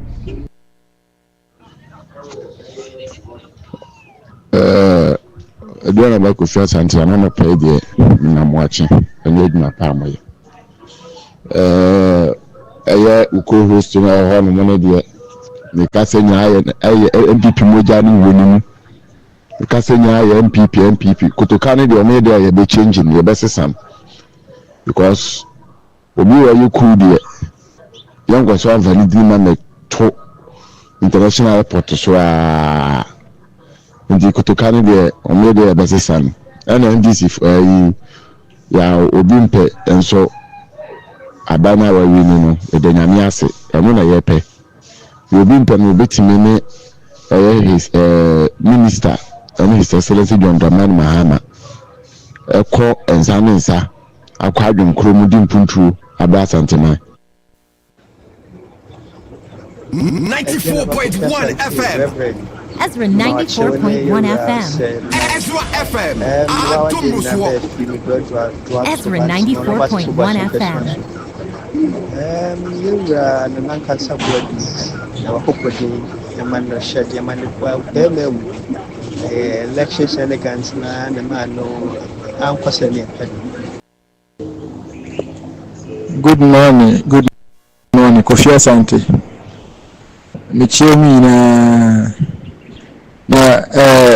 the mpesa mekanise MPP fo ni na oteho no ma oka no onkan hu ni se party a wa tena pa mu opposition first NDC party it's a well time NDC by opposition ye hu de Kufuor ba ya MPP fo ba ye ansa na Thomas Sabaye Atamas ne Mahama Elusie Kufuor Dubai yehu de MPP fo no so asabe ye nti se moka se ebia NDC fo eba power etitwe se na ye ya na edifri MPP fo so ena ma saade we nyina ekoso ena asentwe fo no so eba ne za monkofa history no na mbigi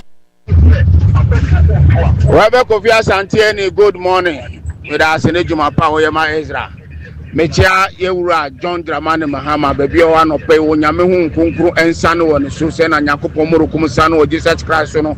Onfa ne Bible antu no so. Oma ne nyansa ehromo nyame sompa. Eye commando ne kase FM. Oh say 94.1 FM. Aba omotu ye transfer stage for aba na omotu ye no Kofi. Ezra 94.1 FM. Ena ekono. Chama obimpe. Sebi obedi NDC so no. Obe regional chama ye hu dwumade odima NDC. Ana wo so oba na ye hu dwumade papa bi obedi dia boa John Dramani Mahama. sebi yɛdeɛ yɛn mpa yɛ boa ne sɛ ɔman no asomdwe mbrɛm na yɛn nyinaa yɛnkɔ no wano na ɔman ne nkɔ no wano na Ruben Kofi Asante Christ na so mudwe nka wo media no Mr. Paul AK abumuche Obuasa Dance West na mechia His Excellency John Osoboni Dramani Mahama oni the Vice President Professor J Nana Opoku Ajima no pemechia omopa Ruben Kofi Asante fantastic president wo she J amemmu a sisi ya making yenya busumi enu kra o nso e che na do dan kokofo ado oni ne ba wo laya mfie nwotwe no me na me ka me kire wo we de ko so sisi ya hwe obi ani say free January ebesi March na do amumu fu kankan no sika roto na edi bon ho brawo je mo she adwuma se wetin say because onye budget na budget na baba no bo ya mbobo musema nyede ama no na kutoka international port today ka me pese nka ye voter regifo na edi wa nka be ya edi ye ma no wo ho na yempe di fufuro na yemfa antu everything maybe o kan ti yema kutoka no ho na kwame nkoma yempe di fufuro bi anasa de bi ne fa ne di nye de ento so Bakofi, good morning. Of Asamini, Kasa Free Pankon. Bakofi, and a better myself say 94.1 FM. Teachers now. Ezra 94.1 FM. The former president of the Bayer now. Tembia, nom say, Ezra 94.1 FM. 5.17 million. This is MVP Muabasa in Nusa, and 3.5. No. This is Sessica no free time no. Omude edis 5.7 no just can say omude beba na say ombende misrom Asante good morning ya menka mo na mo adwuma na council of state aye koto abayi no ene no sikatu akakraka sei ene to ma de sisi asai biko be bia oh da bi sisi de Ghana de eni da so nim kra o ni da so ba ko kra nim obi interest no fight for many akwa Asante no pa unu mo poko adwumani Kofi anopai onyame na sumdue enka opa ne tie ne se ne wo ye nyina ye ne obetimi dia aboa Asanteman na omamu nyina nti enkranhye se konkuden na ye ne obetimi bia fa kra Asanteman na omamu nyina na afi nso ne ye tie ne ekoba nyina moma ye nyina yenwene omaya sumdue ho kane ebi se asumdue eni pani njara pa nyame nka mo ho dabi na wo nana ho anwan wo nana no o ba omia one ne kona ne ba oman office kwa wo bia wo 94.1 FM. ide na ba ka Ezra 94.1 FM. Omana ko Ezra FM. okay down ko ko no man kwa de bia no Ezra 94.1 FM. nana de wo nwini a pa ko to bi kura me wano abantin na na je ba asese hye be kwa constituency ase Adiana ba Kofi Asante ni good morning mediane NDC ba good morning patron te sen pacho sane o mo kanza na nkanza bodu adentina yantwa bana mano no nkanza bodu o kujina platform so ye campaign di ma bawumia ne banso sa ye MPP ni MPs ewo Okay, thank you very much. For my young Twasso. So my young share the MC Abemame the video the picture of Uriata, on the website of OSP declaring him wanted against all the critics a bias said they should not go to that extreme. Omu need the locus, and it's not possible because the guy is not as bad as he thinks. We still have him declared Oforiata wanted. I MC Abitimenya that flyer no on the pager. So this is it. Name wanted. Special prosecutor Kenneth Nanayao Oforiata 94.1 FM. Age, everything. Ezra 94.1 FM. This suspect is wanted to answer charges in respect of several cases including strategic mobilization, GRA, contract, termination of ECG BXC contract, National Cathedral Payment Ambulance Procurement Contract. These are the reasons. And Ufuriata continued to be disgraced. The BBC, the CNN, the Al Jazeera, Voice of America, all the international news, from grace to grass. Forget about it. Even if Ufuriata Yamfanantumu Ghana ha, forever in the history of the generation, it will be told, Okopejuma, Ufuriata is my father. Oh, okay. Only he was once a time a finance minister of the Republic of Ghana and declared wanted and fugitive. Ado, is it a deliberate ploy to embarrass a man our sacrifice here for Ghana? What do you make of it, Mamintio? Reverend, I think, sir, we have to put the issue in proper perspective. But before we do that, Mamin condemn the statements that Honorable Kennedy can come and make it on this platform in relation to say Otrini Budos Otrini 94.1 FM tax. Ezra 94.1 FM. Or they want to buy and the MPP is training Ezra 94.1 FM to meet the government or meet whoever stands in their way, boot for boot or squarely. I condemn and I'm expecting him to retract those comments because on my etimono we have laws. Sebi, say a politics of equalization there. And then you go back into the memory lane now. Okasa regional minister aye high and catching and then President Nana Akufo-Addo is a disgrace and was a disgrace and he was incompetent as the descriptioner Honorable Kennedy can come Edema regional minister and Nanopen because on the Flagstaff House and the train security operative police need security operative daylight on camera said he is believed to be an NDC yet no a free ho apart from the CYRCC here President Akachi the first ever time you who say tax hoodlums etimi akwa akotwe obi a was standard trial court was under the MPP kuma say KM court where a pregnant judge oba eti dwamudi asem na MPP tax hoodlums abwera KM court akotwe someone who has committed a crime and is standing trial. We're in this country. Then they see here. 94.1 FM. Etimisia 94.1 a former FM. government appointee together with the stacks. Can you crawl more? No mercy for no magic FM. Can we even account for Kasa a Jraye in 2017-2018 and they belonging to the state? Can we account for them? What did the president do?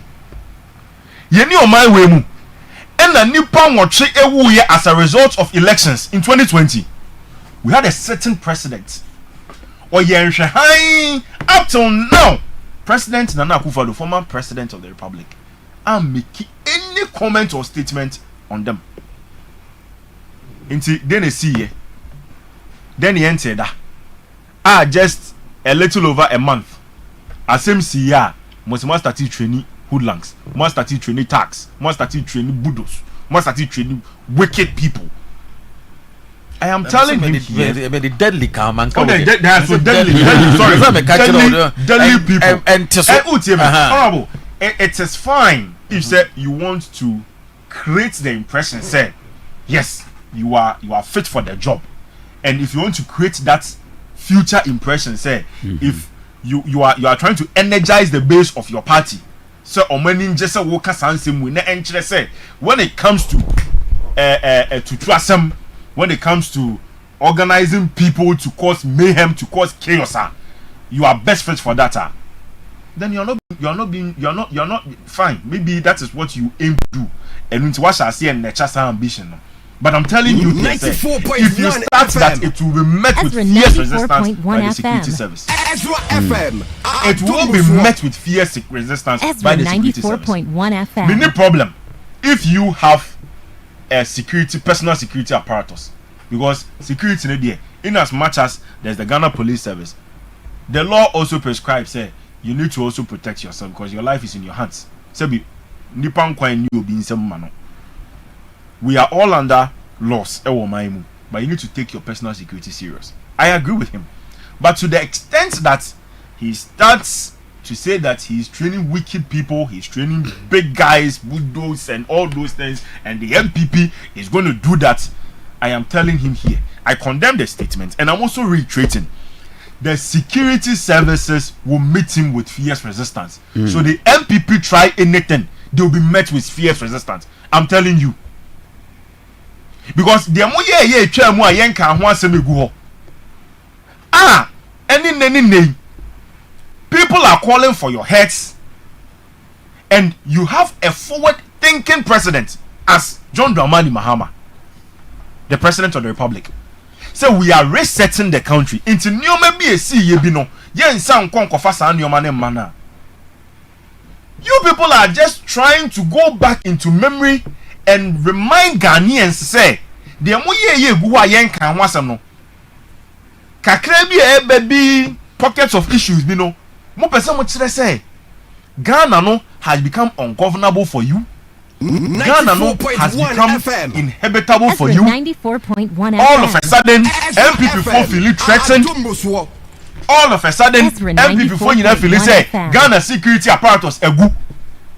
When the IGP that was appointed by your government is still the IGP at post, CDS Opombuenu, who was appointed by His Excellency President Nana Akufo-Addo, former president of the Republic, is still at post. Your immigration controller general or that's who at post. What is the John Mahama security shake-up be? They are all at post.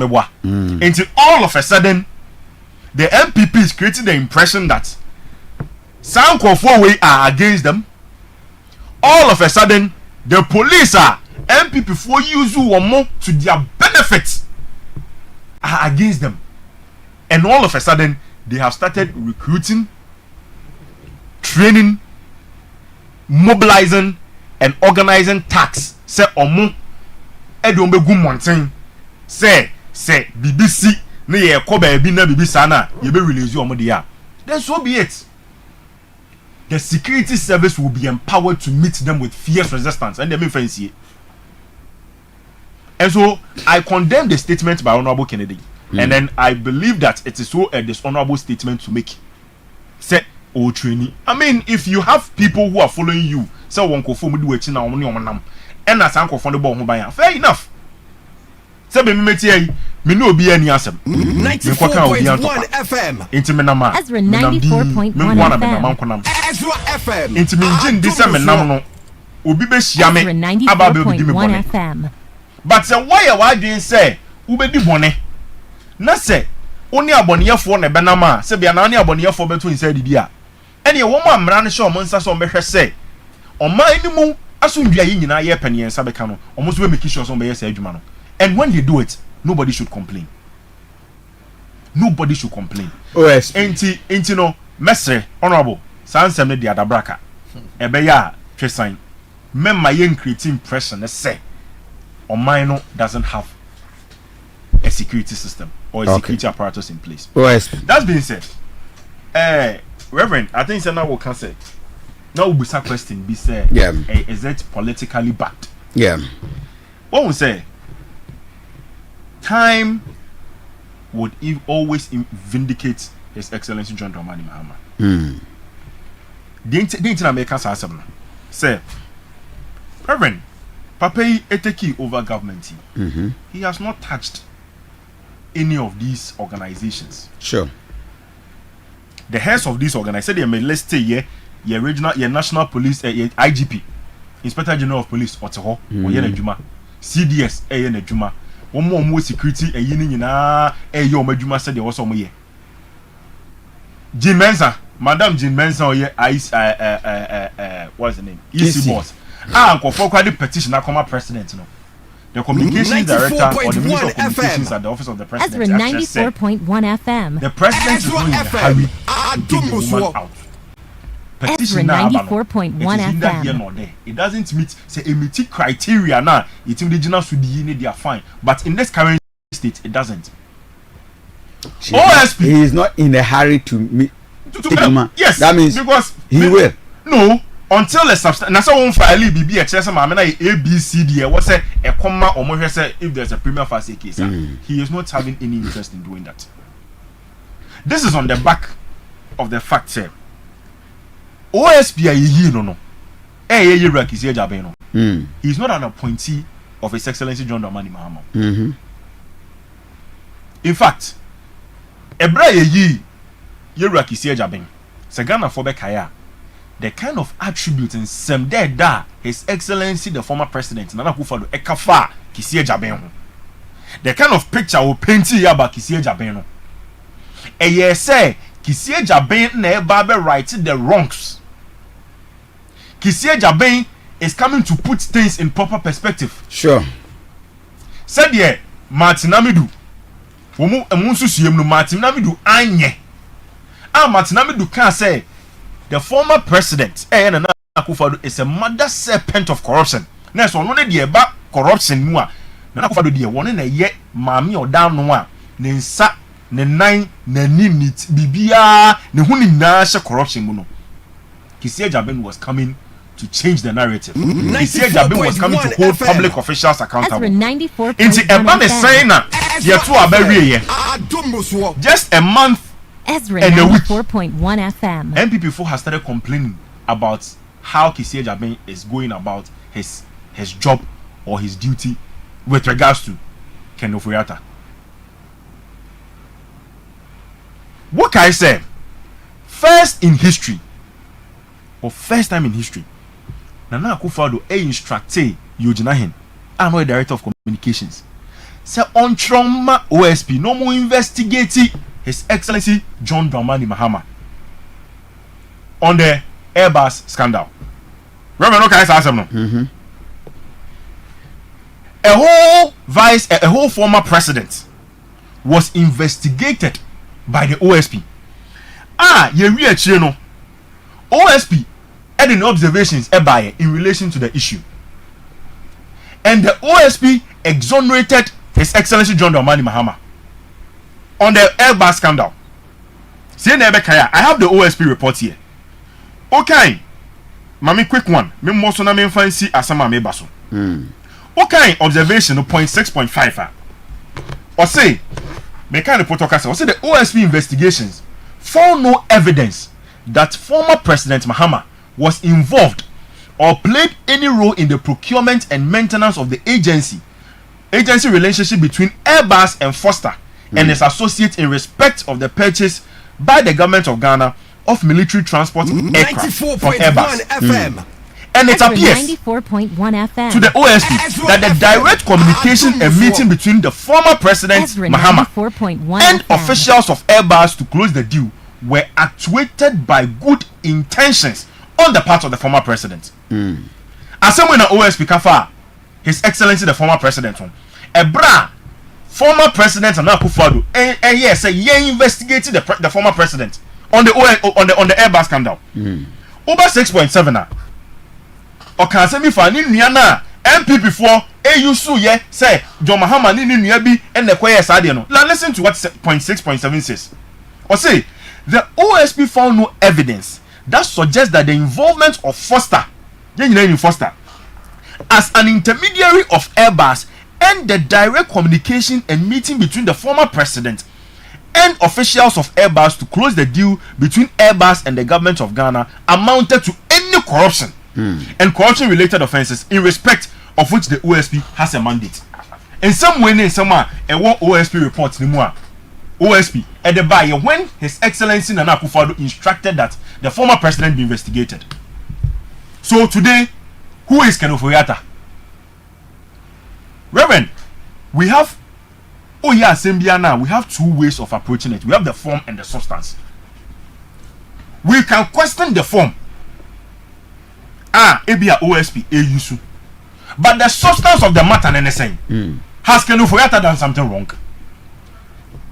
OSP investigations SML Ezra 94.1 FM. National Cathedral. How $58 million Ezra 94.1 was put into FM. digging a hole. Tokuro Kesia, area seen in a 2 year, $58 million taxpayers' money. And now for the catcher and say, says he cannot. Then yet Ghana for Sika, name Mumuno, Nakupona catcher and say, Only Cathedral Mano. It's no personally, any donations and all this is idea. We ended up realizing that Auditor General report by now His Excellency Nana Akufo-Addo, Yisika free Ghana, your foot woman and a day idea. $58 million. Reverend, wouldn't get $58 million in Quebec me. Last week near studio ha and Korea no monam edua so quick. Yeah. $58 million could have put up a bridge for them. Make some Korea school be omukumu democrat school dynamo yet. $58 million could have done something for them. And so never him go to Ghana. All over the world. Ye obia hu tokura da ho. Supervised and signed by the finance minister, former finance minister, Ken Ofori-Atta. When we talk about using state powers to pursue, when we talk about using state powers to me fan say ode to me awo e dey chase you bia and then MPP is worse. Look at how mu chase the former deputy finance minister and no finance minister to force him. To the extent say in someone what they born in relation to say ambulance same be Muku had 8 good years went to prosecute because there was no case. Ezra FM. You know Victor Salome under His Excellency the former president, may so rest in peace, late President Jerry John Rawlings, the finance minister then. MPP taking over in the year 2000. Hey, they investigated, prosecuted, jailed the man and retrieved monies from him. When the man was kept at Nsawam, not oxygen tank, it's papa and not dance away. He died. All because of state accountability. So today, if the office of the special prosecutor, OSPC Ken Ofori-Atta, National Cathedral and some SML contracts and some any contract I don't such as you know, Brabe you one.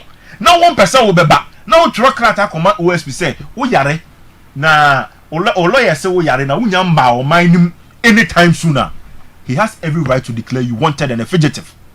The NDC has no hands in the work of the office of the special prosecutor. In fact, modern OSP Krebe, we pointed to the fact say office we are creating is just another bureaucracy because near Attorney General's office wo your yoku wo your criminal investigation department of the Ghana Police Service it's the thing I say creative way aka.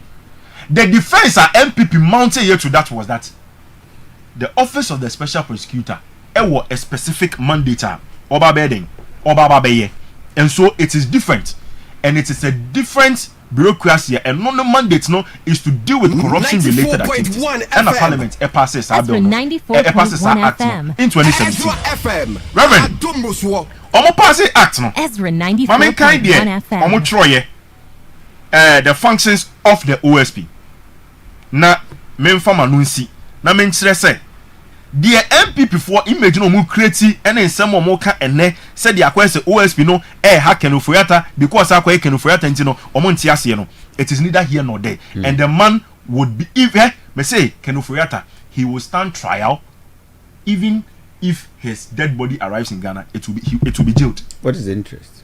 It is not about interest, it is the state. $58 million has to be retrieved.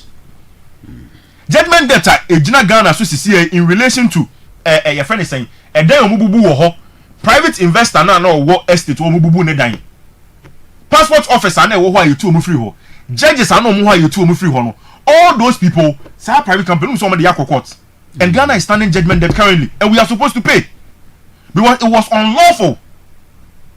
It was an unlawful demolition that happened and then next who na da so da ho bibia nkoso wo ho. I see. And so if today your friend pana or sanction san yoma no your friend pana your friend is or sense our contract and release sika say yemfa nye san yoma no yemfa ntu sa you know na say ene Ghana for na say MPP for so months then I'm surprised. Okay. Reverend. Yeah. Let me take you to functions of the OSP. Kakrebi. OSP Act no. 94.1 FM. Ezra 94.1 FM. To achieve the object, the office shall shall 94.1 FM. Shall investigate and prosecute cases of alleged or suspected corruption and corruption related offences under the Public Procurement Act 2003 Act 666. B. Investigate and prosecute allegations of corruption and corruption related activities under the Criminal Offences Act 1960. Involving public officials, politically exposed persons, and persons in the private sector involved in the commission of the offences. Say na functions of OSP no X-ray. It is a ne OSP say what on South African Ufuyata. Say OSP last year. You know I know my OSP better you. See I'm noma. Me dey make cry about for here. Me ye dey meet me bia. Member so na me ko. Okasa last year. And he clicked on my United say His Excellency Nana Akufo-Addo ni MPP aban were touching his work, almost sabotaging him. And then OSP feel say there's a new president, there's a new government. Obi anfa na nsanka no. Say the Nkofo can say oh yama na please government no or yama na you say no. All those cases are neither here nor there. What is the substance? The substance is that Ghana has lost a whooping $58 million. Yeah, they are amana. It was here just no. There were contractor Ghana Aboka says he can was here. SMLD was here. And I am even sounding this person to them, and I'm saying it here that you are Dr. Mahmoud Baumia. Haptel contract be no more here. Man then say or your former vice president in Tedu why in the channel he will stand prosecution. Because if President John Dramani Mahama said your can say Emra ya to about Odim Kukuo from 2017 94.1 basic 2024 or availings in the home grow yam. President Mahama Moye Airbus scandal na mo de tone no so brem. Emma office of the special prosecutor investigating no papa no anko ba bia. It is a former president anko ba bia who is a former finance minister. It's a former finance minister bi ako jail abrana oxygen tank isi ne hwena no ewuye ewo man we mu a Kenoforiata onso senga na mra. Okay. Baby owo bia no. Yes bra ye di wachi a wo mma se o cho letter come ahwan se o cho letter come ahwan no. What is ikabi? What misappropriating funds be? You are there's an allegation. There's an allegation. See what is ikabi? There's an allegation of corruption, corrupt related activities be. Functions of OSP the same. Obe investigate, obe prosecute. Such cases when you da. Into your flow saying Simbia and on him. Reverend, Sabi, say obey a public officer. You are subjected to the laws of the republic. In as much as OBIS subjects, no, you are accountable to the states. It is a sikabi. Ana bibibi efa baabi na ye wo hu nsusuye say sa sikai anko yi a misappropriation a e wo se e de ugina mranim. Okay. Have we forgotten 94.1 FM? You're His Excellency the former president Kofi FM. Even when Ezra 94.1 FM case bia to the extent say yes sir judges. When it comes to say you can say you can one state powers the subject sabotage opponents I think MPP. Thank you very much. In case no. Even Dr. Opuni case. Let me use Dr. Opuni's case. Omo ya to the extent say judge obet na so onye no ga. Edu baby say no recuse yourself because now it's a personal interest now also. Onye no ga retirement no. Nipa ye di case ni ma no. Judge the case man na tina case no so ehun judge no hu say there be e kwa yo mo fa so no enye ntie starting ye hu say no then ye judge ye ni free ho dia some command judge fofura na obey His Excellency Nana Akufo-Addo bedin omo ye ya infie nwotwe they couldn't send the man to jail because there was no case. Ye won kwafo a MPP aban de omo court a de omo gina ya former government appointees they stood trial for 8 good years. And if today the office of the special prosecutor is saying, say, former finance minister, ABCD no why come and answer to it. Thank you. So you say we innocent and then let us defend yourself. Yeah. I think they won't say when you are your say. iska se kanyina no ya ne famra so ya ne kojina court na judge nye se na se fo nyina. That is the fundamental rules of this country. Okay. 94.1 FM. Na se office Ezra 94.1 FM. Mra kwan so na so de fa na me bo. Si enko fan krofo mo. Ezra 94.1 FM. Obi abe discount akoyire no ya de mema akoyire no pampe de na akogina ba bia na se akoye ni bibi. Yes, also ya de no court. E de we fa ha, e de we fa ha. Me kasa ba ko me ka kire mo se me de I believe say omwa omuko say nyoma omu tuhye nkrofo so omu ye nyoma e fa kwa nya. I'm expecting say be this nkrofo no be chi bido makogina mranku nani. You were trying to say we don't do policy of equalization. Yeah, can be before the house muko wura RCC court taki obi no. Ya chi wo mu de omu court. Ana meboa. Yeah. Echo ya ko pese court to find wo mu. They have faced the law. Sure. They face the law. Asema make nyina all my premises and my bases are make nyina say mu make sure some of them run by adwuma no matter the person. So BP ni so NDC ni so ehwan ni no. There should be laws, the rules of the land which work. Na me say someone to me anhwa amamra nya adwuma. Na nipa be hunahuna am na so mba be hunahuna nkofo a we also train our people to defend ourselves. What is wrong with that? Kofi, is there anything wrong with that? Defending yourself, there's nothing wrong. In case said if the law fails, entimra nya adwuma o tra mo be proud. So tra mo be proud. So we also start training our people for that.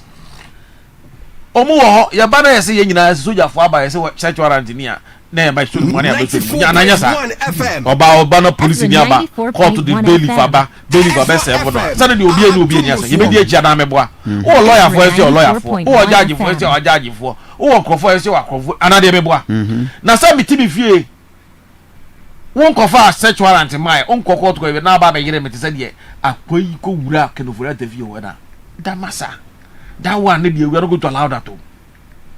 That is what we are training the people for. That one they won't get it straight. Some of them maraba ton chain abe hura idea massa ye bebman krofo peja na dia mo abetima kakraka na o mu so agina ho o ba na de maraba ye de maraba hia o digidi ba ye digidi so be hia o ye de ya kanu Kofi ye de ye pa oman a emra ya juma oman ni mujo. That is what we want. We want the free state. Obi abetimi akọ about it no aye na juma se nipa ne dimra dimra na mra ne dinu a ye fa mra ne mi no.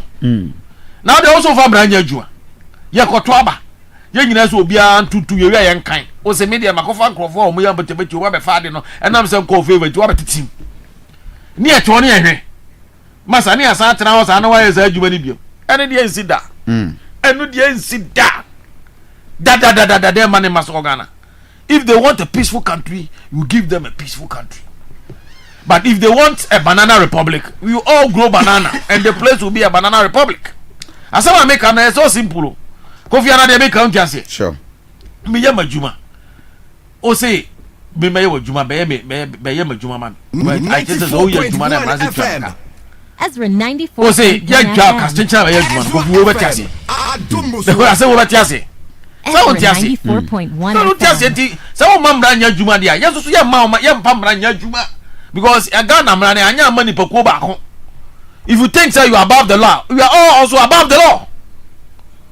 Even the president in Ukraine, he is guided by the law. Ananya sir. Sure. Now to us famra nya juma. We be say ye famra nya juma. See a gas any soje ni koko, any police ni koko. Ana meboa. O bana di police ni no afamra kwan so akoro yakoye case yes here my report ya be chime na o de mra kwan so ba I follow the police and the police station ni pa ne ko but to the also famra nya juma police for kura o kumutimi po police ni aso. You are talking about law, you are talking about discipline or no much on it me ba be pian police ni to kone o mutimi the car o police barrier na the car pia to agu Kofi, what does it? What Piagu? Dana Migra, Dana Yakoi, over 2 million. RCC. Oh, maybe I'm just over the police. Yeah. Come and see the impunity. Move for police for your shame, boom. Such people, you want us to just say you move a buff for police on the hammer. Ah, now they need panibi. No more crash at the General Doss. I started with your nose on him. You are more than you, and then the part of the Coco. Look at my papa and visa as the other say. Naga said the say Asante Kotoko map. We are having men. Upa Korea history. Asante were having one of the largest army in the continent of Africa and some part of the world.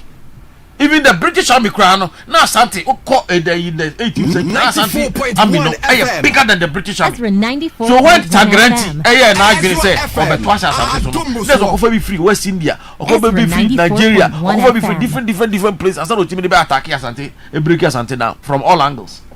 Or we across about or money or the powerful for sign or be fight some people from other part of the country and be attacking at Asante. And your mama tena and my home for a man to be you. At the end of the month, beer to me, baby, as you be mra and I'm sure. The a boy be an anti be beer quiet be piano is the law. So all of us must be law abiding. Simple. As a man make you know. And yes, I may say because creating be a man above the law. But if the law fails, we will protect ourselves. Simple. So make sure the law has been given to you, so make sure the law works. Make sure you don't let the law face. And today as a man mamrano entra. Now say you better now say MPP for net ho. O say mrano wo buso. Now we know the over famrana show say now for macho man for police ni ginawa no piana to akure so je ni ginawa no piana to akure or no macho man timinya akudobo police ni. What do you mean? Yeah, OSP. Kofi. OSP ni dia. Media na sam dia me pesa meka bio. Said the nantwie dua nka ne to no. Ebeka confuse them. Enka confuse them. Na dia ye de say o ya abrante. Asa we ga jaze. Enti wi ase dia na wonni ho. Ana na ye wo 1992 93 na abrante bi si so na wo no ye fani jeje rollers. What da? Ezra 94.1 about o be da ko jeje rollers. Ekwan be sukura na abegina ko boni di sa. There wasn't anything say one no rollers in 1978 1980 ba. Rollers, how dare you? I don't got any need that chekura say e mrebe be to no so aba o. Ana meboa. Rollers away. This away. Gone. Okwa. Rollers ko ya ana sexy eye je kufu oba e. Kufu so crack o kana say hey, what meboa? Kufu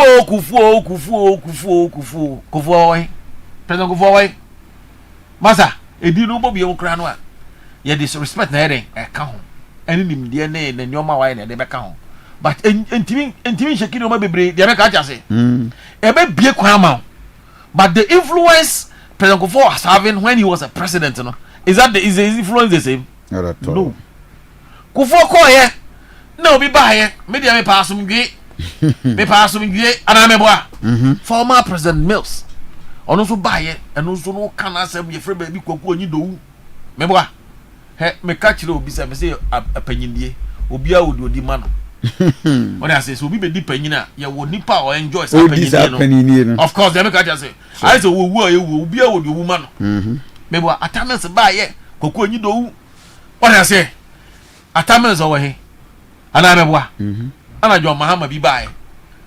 Onu so be ye ne dia sa time o be ye ne dia president Mahamo na esremu se jata o dia masa eduru ba bi antwena bo 94.1 Ezra FM ana me chero ana ye tisika so kom so de ba Ezra 94.1 FM na dan kwakufu ado me boa onu na e kana asem a se na Ghana nyina the whole world onu otimi jira ka say when the economy ne say ya we can bring it back but when people die untimi fa nipa nya dey so you sacrifice the money to make sure he save lives.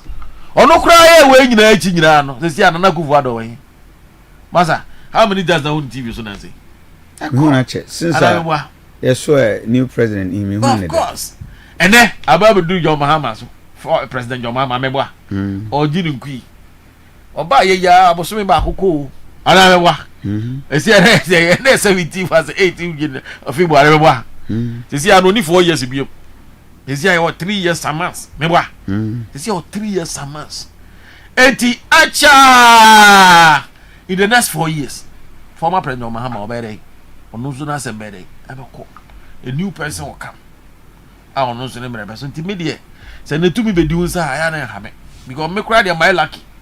So far as I've been able to live to see almost all the president in the Fourth Republic. Me mabe who Rollins. Foo. from 92 me hu Rollins mo be hu Kufo enso die nyina mahu Mills mahu Mahama masa be hu Nana Akufo-Addo masa hu Mahama apart from Rollins as that time no na onye be party ni MPP president nyina me no ma yadwuma say na me party member I was an officer of the 94.1 FM for time two times nyina me regional youth organizer Ezra FM Nana Akufo-Addo the two times nyina me ba ko na me Ezra 94.1 FM MC eto mu nyina no me no ma di to me pain ana me ma di to me pain ama to me afri me nsa pain enti me nim asa me ka jase enti me nim say de to me kuta wa esitie ana to me fu sa so esitie enu ti na emu bi no ye very moderate ma ye na ye system ye different no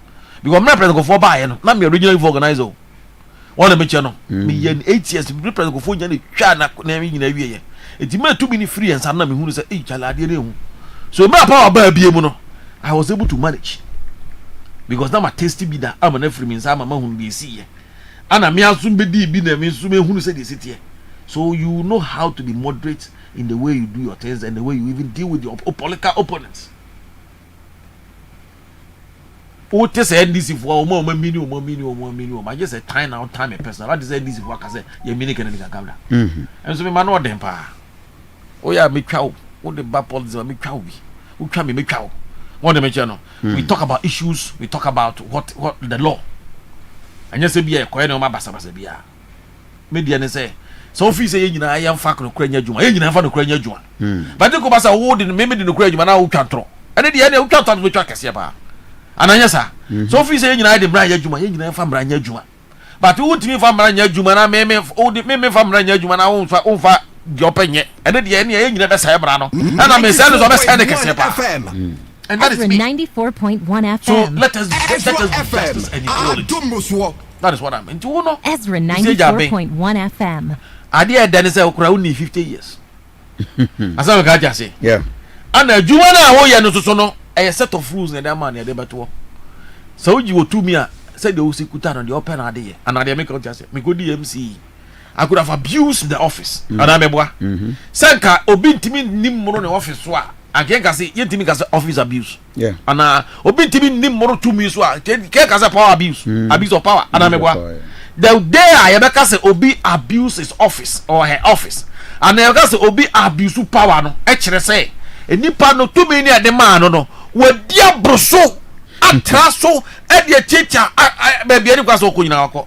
That is why we have a word that a word be and no maybe why always statement different power abuse. Anameboa. Yeah. Ana abuse of the law. And this all say emrani kutao now be abuse the law no because of your personal interest with the person. And you want someone enfie nine. Oh masa. Enche na ba. Ah. Na one ka PV obe. He speaks and you cannot even tell Rollins cry no na the boss no cry. PV obe kasa. Owie ananya sa sure papa bi ba yefere kudwom pie nim meboa powerful chief of staff on president go di 2 million man no ana de we ga just say yes ana kokko onyi de hunsu ba he ono so besene ko he you mu 94.1 FM Ezra 94.1 FM What I say? Mama was not having it. Ezra 94.1 FM. He was a very good. He was a picky role. Where Masa he have where cry ye cry influence him. Na ana na kufu ado bae. Na kufu ado bae. Na gabi watch da ko bi su bae. Dem make at say. Onu so be di ni dia kama. Na bi si obi a odi post ba no. Masa me bae obi a odi pa bebiri akabeta bobo. Oko obi a se akabeta bobo ba. Me dia me kan say ye odi post no e de ma. But as a special magistrate me won kan. Ahemfo no. But ahemfo krase no so hene ti akonya so a. Oko ahemfie wa ohun nipa odade. Ote akonya no diza akwo do kasa pera na beti. Ana meboa. Enti obi say obi di post a odi ma no. Enti said ye ya wo no kuseja ben eduru ba bia na woni gabi munye fire na akoba ye special prosecutor na kansema ene wo say 2 million no wo say nya ndisi agire wo say ye you so simple media na meka no so mfa mra nya adwuma woni nipa ne mra ne say so free obi a nipa ne wo ho kwan obema excuse na meboa Say me yare, I will write to you, give you doctor's medical report. I will give you this. I'll give you. So police in the crowd, but you not just Kobeba. And man is all but me. Then you're criminal and yet murder. And a mini part the wood and made dear. Now, but you have to. You can bet me a bass or bet you meet me as a Komeba. And yes, I'm vanity. Of course, you can't bundle me and send me away. But the fact is, I have to report in a certain time. Thank you. And I just and it's only you go through. Ezra 94.1 also for the character, or you just want to disgrace the person. 94.1 FM. I'm grateful. You said your story, somebody also say inside of the story. Thank you. Tuesdays are good days for my listeners. And of course, I'm more than grateful. Thank you very much, Sanso. And Kennedy, because you can come. But I was say, for your voice notes. I think do we have it done? Okay, Yamfa birthday wishes kakra. Na Yamfa sorry so Franzado. Thank you very much, Kennedy. Thank you very much for passing through birthday dedication. I've passed through. I came for a program. Passing through yes. Yes. Anyway, for fully participating. For coming. Right, for coming. People love Tuesdays. Oh yes, Tuesdays are my very diplomatic Tuesdays. Oh sure. Oh yeah, my listeners love my Tuesdays, and it's a big day. Right, for my Emfa and birthday dedications, Emfa Emranti. You celebrating your birthday, special birthday, Nkoma Emmanuel Bafi Amponsan of United Kingdom, Liverpool. Ujam Buama, I will show happy birthday. Today your birthday, celebrate it, my brother. Have the fullness of time and blessings and have fun. May the Lord bless you. Another birthday dedication, Enko Emma Boaten Erica Drapa Asare. Boaten Erica Drapa Asare. And your birthday, may the Lord continue to keep you, bless you, Ezra and protect 94.1 you. FM. And of course, leave the fullness of time for yourself. Ezra Abena Ajewa 94.1 Kodie FM. of Buakwatano so. And your birthday, Abena Ajewa Kodie, it's your birthday. May the Lord bless you and guide you. Abena, and now you what? Don't miss it. Just have fun and enjoy the day. Ivan and Chibusiakon, it's your birthday. Good boy. Radin Shra. Omi wa dream on your kesiye kusi so be kesiye pa. Radin and Kaun Ivan and Chibusiakon. That's it for the birthday dedications. I think there's another Pastor Steward or say to 2 HP Hidden Word of Power Chapel.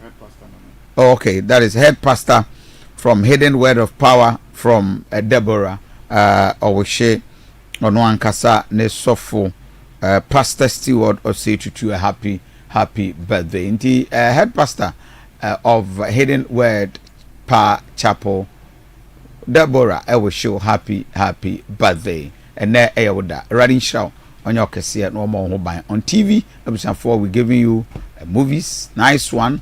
Binyan so eti divine heba wana sweye ndu papa ye diaba on radio yenya enyom dewa eni ankasa yen DJ tiki ede ma ye kusise ma ku betansi dubako na ode makosam ede abramo bo fidi eni na hanyame yad mo chira your exclusive interview all the way from United Kingdom with the senior apostle Ezra FM Adumuswo John Ezra 94.1 FM. Of course, nyame ya adoma kwesi ada ebe the launch of favor. Echina yene de bedi nkomo the visit UK awo and of course the launcher eba kwesi ada ebe. Inti nyame ya adoma ochina a special